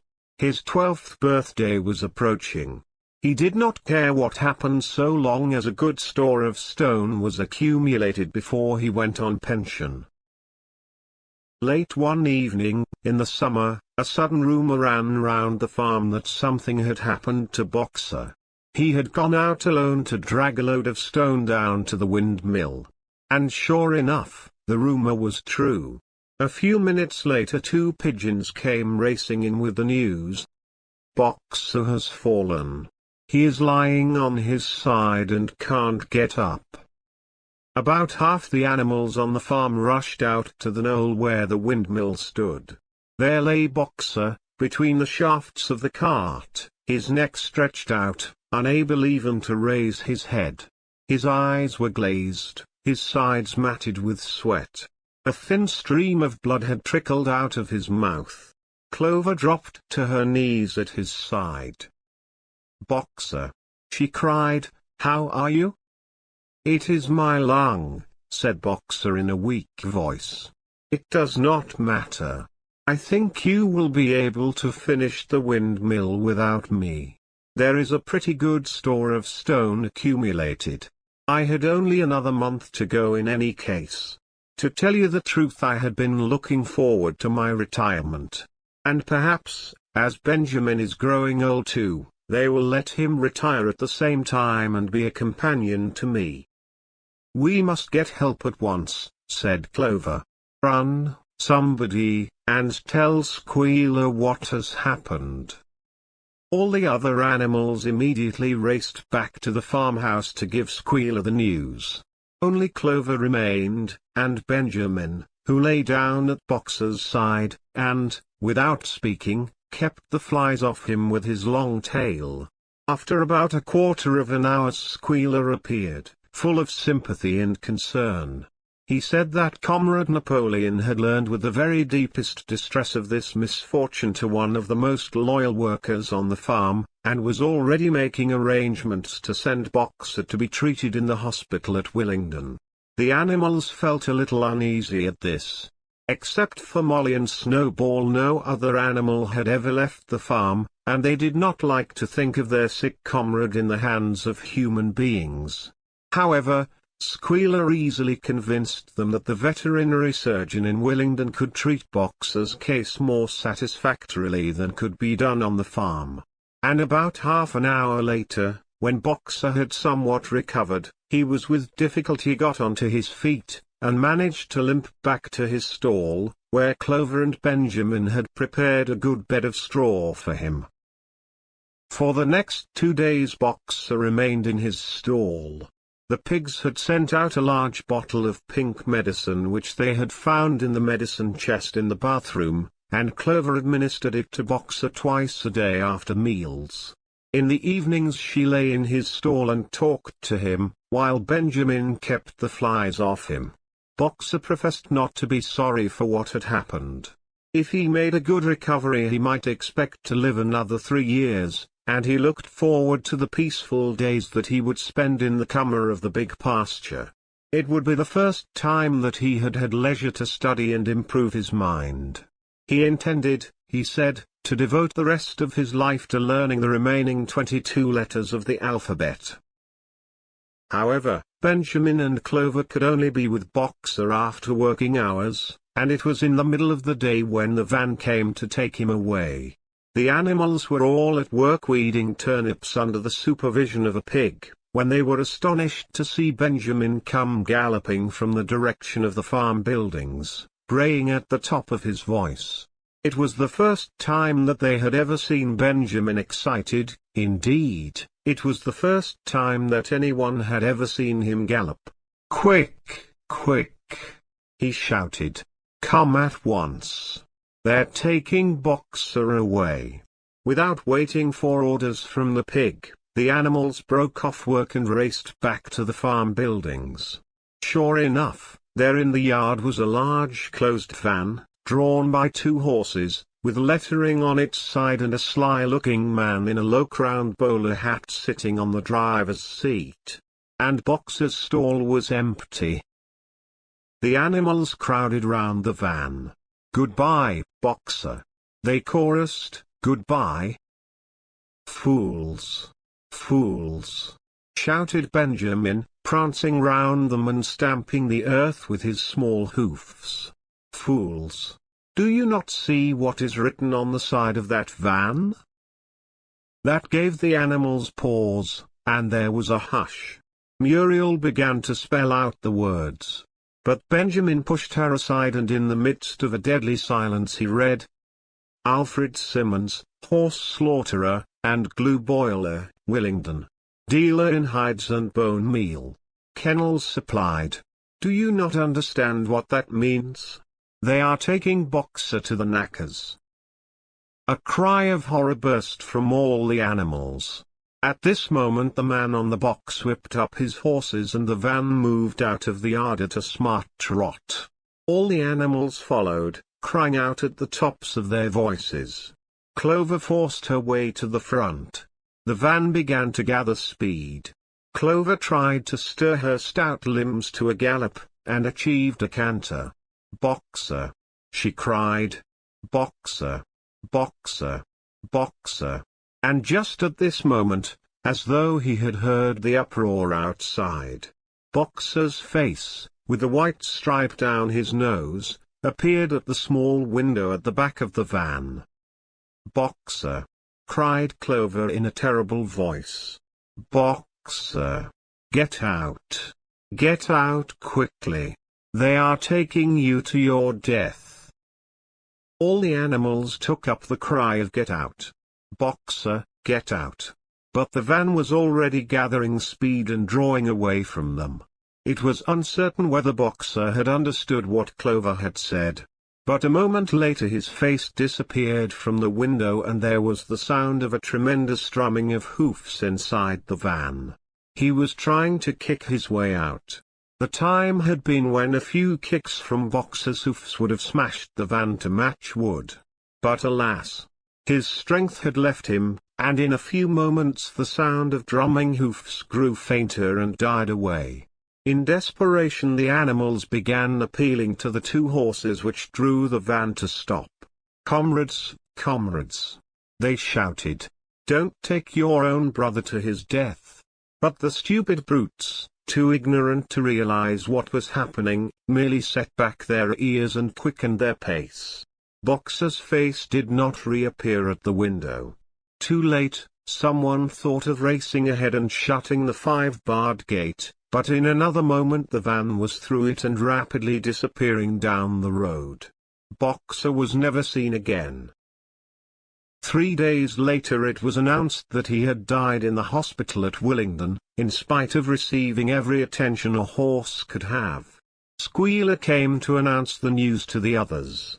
He had, he said, been present during Boxer's last hours. "It was the most affecting sight I have ever seen," said Squealer, lifting his trotter and wiping away a tear. "I was at his bedside at the very last. And at the end, almost too weak to speak, he whispered in my ear that his sole sorrow was to have passed on before the windmill was finished. 'Forward, comrades!' he whispered. 'Forward in the name of the rebellion! Long live Animal Farm! Long live Comrade Napoleon! Napoleon is always right.' Those were his very last words, comrades." Here Squealer's demeanor suddenly changed. He fell silent for a moment, and his little eyes darted suspicious glances from side to side before he proceeded. It had come to his knowledge, he said, that a foolish and wicked rumor had been circulated at the time of Boxer's removal. Some of the animals had noticed that the van which took Boxer away was marked Horse Slaughterer, and had actually jumped to the conclusion that Boxer was being sent to the knackers. "It was almost unbelievable," said Squealer, "that any animal could be so stupid. Surely," he cried indignantly, whisking his tail and skipping from side to side, "surely they knew their beloved leader, Comrade Napoleon, better than that." But the explanation was really very simple. The van had previously been the property of the knacker, and had been bought by the veterinary surgeon, who had not yet painted the old name out. That was how the mistake had arisen. The animals were enormously relieved to hear this. And when Squealer went on to give further graphic details of Boxer's deathbed, the admirable care he had received and the expensive medicines for which Napoleon had paid without a thought as to the cost, their last doubts disappeared and the sorrow that they felt for their comrade's death was tempered by the thought that at least he had died happy. Napoleon himself appeared at the meeting on the following Sunday morning and pronounced a short oration in Boxer's honor. It had not been possible, he said, to bring back their lamented comrade's remains for interment on the farm, but he had ordered a large wreath to be made from the laurels in the farmhouse garden and sent down to be placed on Boxer's grave. And in a few days' time the pigs intended to hold a memorial banquet in Boxer's honor. Napoleon ended his speech with a reminder of Boxer's two favorite maxims: "I will work harder and Comrade Napoleon is always right," maxims, he said, which every animal would do well to adopt as his own.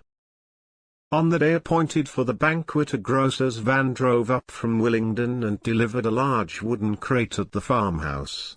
That night there was the sound of uproarious singing, which was followed by what sounded like a violent quarrel and ended at about 11 o'clock with a tremendous crash of glass.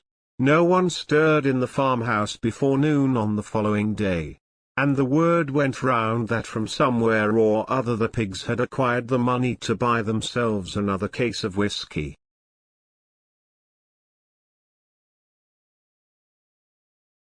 Chapter 10. Years passed. The seasons came and went, the short animal lives fled by. A time came when there was no one who remembered the old days before the rebellion, except Clover, Benjamin, Moses the raven, and a number of the pigs. Muriel was dead. Bluebell, Jessie and Pincher were dead. Jones too was dead. He had died in an inebriate's home in another part of the county. Snowball was forgotten. Boxer was forgotten, except by the few who had known him. Clover was an old stout mare now, stiff in the joints and with a tendency to rheumy eyes. She was 2 years past the retiring age, but in fact no animal had ever actually retired. The talk of setting aside a comer of the pasture for superannuated animals had long since been dropped. Napoleon was now a mature boar of 24 stone. Squealer was so fat that he could with difficulty see out of his eyes. Only old Benjamin was much the same as ever, except for being a little greyer about the muzzle, and, since Boxer's death, more morose and taciturn than ever. There were many more creatures on the farm now, though the increase was not so great as had been expected in earlier years. Many animals had been born to whom the rebellion was only a dim tradition, passed on by word of mouth, and others had been bought who had never heard mention of such a thing before their arrival. The farm possessed 3 horses now besides Clover. They were fine upstanding beasts, willing workers and good comrades, but very stupid. None of them proved able to learn the alphabet beyond the letter B. They accepted everything that they were told about the rebellion and the principles of animalism, especially from Clover, for whom they had an almost filial respect, but it was doubtful whether they understood very much of it. The farm was more prosperous now, and better organized. It had even been enlarged by 2 fields which had been bought from Mr. Pilkington. The windmill had been successfully completed at last, and the farm possessed a threshing machine and a hay elevator of its own, and various new buildings had been added to it. Whymper had bought himself a dog cart. The windmill, however, had not after all been used for generating electrical power. It was used for milling corn, and brought in a handsome money profit. The animals were hard at work building yet another windmill. When that one was finished, so it was said, the dynamos would be installed. But the luxuries of which Snowball had once taught the animals to dream, the stalls with electric light and hot and cold water, and the 3-day week, were no longer talked about. Napoleon had denounced such ideas as contrary to the spirit of animalism. The truest happiness, he said, lay in working hard and living frugally. Somehow it seemed as though the farm had grown richer without making the animals themselves any richer except, of course, for the pigs and the dogs. Perhaps this was partly because there were so many pigs and so many dogs. It was not that these creatures did not work, after their fashion. There was, as Squealer was never tired of explaining, endless work in the supervision and organization of the farm. Much of this work was of a kind that the other animals were too ignorant to understand. For example, Squealer told them that the pigs had to expend enormous labors every day upon mysterious things called files, reports, minutes and memoranda. These were large sheets of paper which had to be closely covered with writing, and as soon as they were so covered they were burnt in the furnace. This was of the highest importance for the welfare of the farm, Squealer said. But still, neither pigs nor dogs produced any food by their own labor, and there were very many of them, and their appetites were always good. As for the others, their life, so far as they knew, was as it had always been. They were generally hungry, they slept on straw, they drank from the pool, they labored in the fields, in winter they were troubled by the cold, and in summer by the flies. Sometimes the older ones among them racked their dim memories and tried to determine whether in the early days of the rebellion, when Jones's expulsion was still recent, things had been better or worse than now. They could not remember. There was nothing with which they could compare their present lives, they had nothing to go upon except Squealer's lists of figures, which invariably demonstrated that everything was getting better and better. The animals found the problem insoluble. In any case they had little time for speculating on such things now. Only old Benjamin professed to remember every detail of his long life and to know that things never had been, nor ever could be, much better or much worse, hunger, hardship and disappointment being, so he said, the unalterable law of life. And yet the animals never gave up hope. More, they never lost, even for an instant, their sense of honor and privilege in being members of Animal Farm. They were still the only farm in the whole country in all England, owned and operated by animals. Not one of them, not even the youngest, not even the newcomers who had been brought from farms 10 or 20 miles away, ever ceased to marvel at that.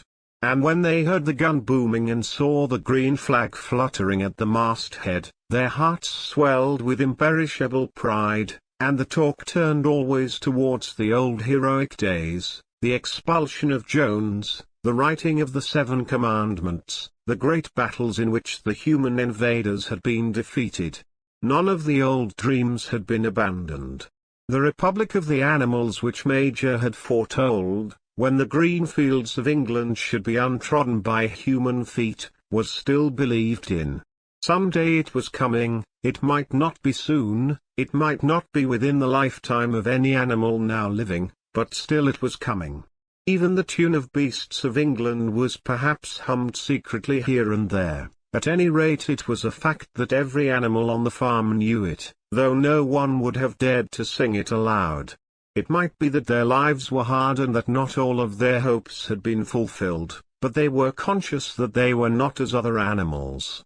If they went hungry, it was not from feeding tyrannical human beings. If they worked hard, at least they worked for themselves. No creature among them went upon 2 legs. No creature called any other creature master. All animals were equal. One day in early summer Squealer ordered the sheep to follow him and led them out to a piece of waste ground at the other end of the farm, which had become overgrown with birch saplings. The sheep spent the whole day there browsing at the leaves under Squealer's supervision. In the evening he returned to the farmhouse himself, but, as it was warm weather, told the sheep to stay where they were. It ended by their remaining there for a whole week, during which time the other animals saw nothing of them. Squealer was with them for the greater part of every day. He was, he said, teaching them to sing a new song, for which privacy was needed. It was just after the sheep had returned, on a pleasant evening when the animals had finished work and were making their way back to the farm buildings, that the terrified neighing of a horse sounded from the yard. Startled, the animals stopped in their tracks. It was Clover's voice. She neighed again, and all the animals broke into a gallop and rushed into the yard. Then they saw what Clover had seen. It was a pig walking on his hind legs. Yes, it was Squealer. A little awkwardly, as though not quite used to supporting his considerable bulk in that position, but with perfect balance, he was strolling across the yard. And a moment later, out from the door of the farmhouse came a long file of pigs, all walking on their hind legs. Some did it better than others, one or two were even a trifle unsteady and looked as though they would have liked the support of a stick, but every one of them made his way right round the yard successfully. And finally there was a tremendous baying of dogs and a shrill crowing from the black cockerel, and out came Napoleon himself, majestically upright, casting haughty glances from side to side, and with his dogs gambolling round him. He carried a whip in his trotter. There was a deadly silence. Amazed, terrified, huddling together, the animals watched the long line of pigs march slowly round the yard. It was as though the world had turned upside down. Then there came a moment when the first shock had worn off, and when, in spite of everything, in spite of their terror of the dogs, and of the habit, developed through long years, of never complaining, never criticizing, no matter what happened, they might have uttered some word of protest. But just at that moment, as though at a signal, all the sheep burst out into a tremendous bleating of 4 legs good, 2 legs better. 4 legs good, 2 legs better. 4 legs good, 2 legs better. It went on for 5 minutes without stopping. And by the time the sheep had quieted down, the chance to utter any protest had passed, for the pigs had marched back into the farmhouse. Benjamin felt a nose nuzzling at his shoulder. He looked round. It was Clover. Her old eyes looked dimmer than ever. Without saying anything, she tugged gently at his mane and led him round to the end of the big barn, where the 7 commandments were written. For a minute or two they stood gazing at the tarred wall with its white lettering. "My sight is failing," she said finally. "Even when I was young I could not have read what was written there. But it appears to me that that wall looks different. Are the 7 commandments the same as they used to be, Benjamin?" For once Benjamin consented to break his rule, and he read out to her what was written on the wall. There was nothing there now except a single commandment. It ran, "All animals are equal. But some animals are more equal than others." After that it did not seem strange when next day the pigs who were supervising the work of the farm all carried whips in their trotters. It did not seem strange to learn that the pigs had bought themselves a wireless set, were arranging to install a telephone, and had taken out subscriptions to John Bull, Titbits and the Daily Mirror.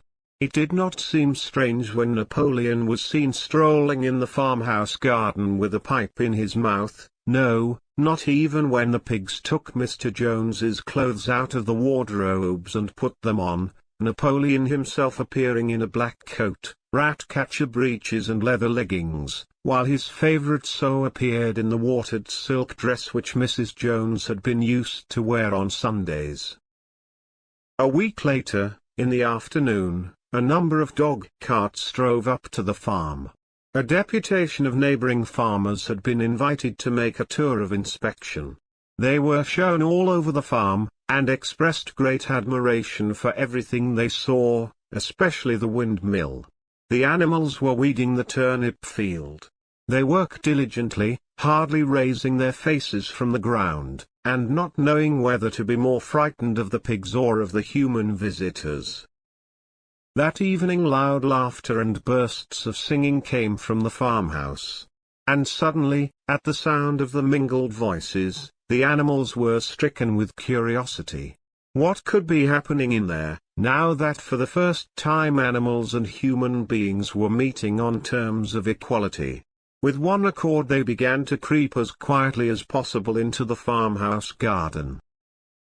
At the gate they paused, half frightened to go on, but Clover led the way in. They tiptoed up to the house, and such animals as were tall enough peered in at the dining room window. There, round the long table, sat half a dozen farmers and half a dozen of the more eminent pigs, Napoleon himself occupying the seat of honor at the head of the table. The pigs appeared completely at ease in their chairs. The company had been enjoying a game of cards, but had broken off for the moment, evidently in order to drink a toast. A large jug was circulating, and the mugs were being refilled with beer. No one noticed the wondering faces of the animals that gazed in at the window. Mr. Pilkington, of Foxwood, had stood up, his mug in his hand. In a moment, he said, he would ask the present company to drink a toast. But before doing so there were a few words that he felt it incumbent upon him to say. It was a source of great satisfaction to him, he said, and, he was sure, to all others present, to feel that a long period of mistrust and misunderstanding had now come to an end. There had been a time, not that he, or any of the present company, had shared such sentiments, but there had been a time when the respected proprietors of Animal Farm had been regarded, he would not say with hostility, but perhaps with a certain measure of misgiving, by their human neighbors. Unfortunate incidents had occurred, mistaken ideas had been current. It had been felt that the existence of a farm owned and operated by pigs was somehow abnormal and was liable to have an unsettling effect in the neighborhood. Too many farmers had assumed, without due inquiry, that on such a farm a spirit of license and indiscipline would prevail. They had been nervous about the effects upon their own animals, or even upon their human employees. But all such doubts were now dispelled. Today he and his friends had visited Animal Farm and inspected every inch of it with their own eyes, and what did they find? Not only the most up-to-date methods, but a discipline and an orderliness which should be an example to all farmers everywhere. He believed that he was right in saying that the lower animals on Animal Farm did more work and received less food than any animals in the county. Indeed, he and his fellow visitors today had observed many features which they intended to introduce on their own farms immediately. He would end his remarks, he said, by emphasizing once again the friendly feelings that subsisted, and ought to subsist, between Animal Farm and its neighbors. Between pigs and human beings there was not and there need not be any clash of interests whatever. Their struggles and their difficulties were one. Was not the labor problem the same everywhere? Here it became apparent that Mr. Pilkington was about to spring some carefully prepared witticism on the company, but for a moment he was too overcome by amusement to be able to utter it. After much choking, during which his various chins turned purple, he managed to get it out. "If you have your lower animals to contend with," he said, "we have our lower classes." This bon mot set the table in a roar, and Mr. Pilkington once again congratulated the pigs on the low rations, the long working hours and the general absence of pampering which he had observed on Animal Farm. And now, he said finally, he would ask the company to rise to their feet and make certain that their glasses were full. "Gentlemen," concluded Mr. Pilkington, "gentlemen, I give you a toast, to the prosperity of Animal Farm." There was enthusiastic cheering and stamping of feet. Napoleon was so gratified that he left his place and came round the table to clink his mug against Mr. Pilkington's before emptying it. When the cheering had died down, Napoleon, who had remained on his feet, intimated that he too had a few words to say. Like all of Napoleon's speeches, it was short and to the point. He too, he said, was happy that the period of misunderstanding was at an end. For a long time there had been rumors, circulated, he had reason to think, by some malignant enemy that there was something subversive and even revolutionary in the outlook of himself and his colleagues. They had been credited with attempting to stir up rebellion among the animals on neighboring farms. Nothing could be further from the truth. Their sole wish, now and in the past, was to live at peace and in normal business relations with their neighbors. This farm which he had the honor to control, he added, was a cooperative enterprise. The tied deeds, which were in his own possession, were owned by me pigs jointly. He did not believe, he said, that any of the old suspicions still lingered, but certain changes had been made recently in the routine of the farm which should have the effect of promoting confidence still further. Hitherto the animals on the farm had had a rather foolish custom of addressing one another as comrade. This was to be suppressed. There had also been a very strange custom, whose origin was unknown, of marching every Sunday morning past a boar's skull which was nailed to a post in the garden. This too would be suppressed, and the skull had already been buried. His visitors might have observed, too, the green flag which flew from the masthead. If so, they would perhaps have noted that the white hoof and horn with which it had previously been marked had now been removed. It would be a plain green flag from now onwards. He had only one criticism, he said, to make of Mr. Pilkington's excellent and neighborly speech. Mr. Pilkington had referred throughout to Animal Farm. He could not of course know, for he, Napoleon, was only now for the first time announcing it that the name Animal Farm had been abolished. Henceforward the farm was to be known as the Manor Farm, which, he believed, was its correct and original name. "Gentlemen," concluded Napoleon, "I will give you the same toast as before, but in a different form. Fill your glasses to the brim. Gentlemen, here is my toast, to the prosperity of the Manor Farm." There was the same hearty cheering as before, and the mugs were emptied to the dregs. But as the animals outside gazed at the scene, it seemed to them that some strange thing was happening. What was it that had altered in the faces of the pigs? Clover's old dim eyes flitted from one face to another. Some of them had 5 chins, some had 4, some had 3. But what was it that seemed to be melting and changing? Then, the applause having come to an end, the company took up their cards and continued the game that had been interrupted, and the animals crept silently away. But they had not gone 20 yards when they stopped short. An uproar of voices was coming from the farmhouse. They rushed back and looked through the window again. Yes, a violent quarrel was in progress. There were shoutings, hangings on the table, sharp suspicious glances, furious denials. The source of the trouble appeared to be that Napoleon and Mr. Pilkington had each played an ace of spades simultaneously. 12 voices were shouting in anger, and they were all alike. No question, now, what had happened to the faces of the pigs. The creatures outside looked from pig to man, and from man to pig, and from pig to man again, but already it was impossible to say which was which.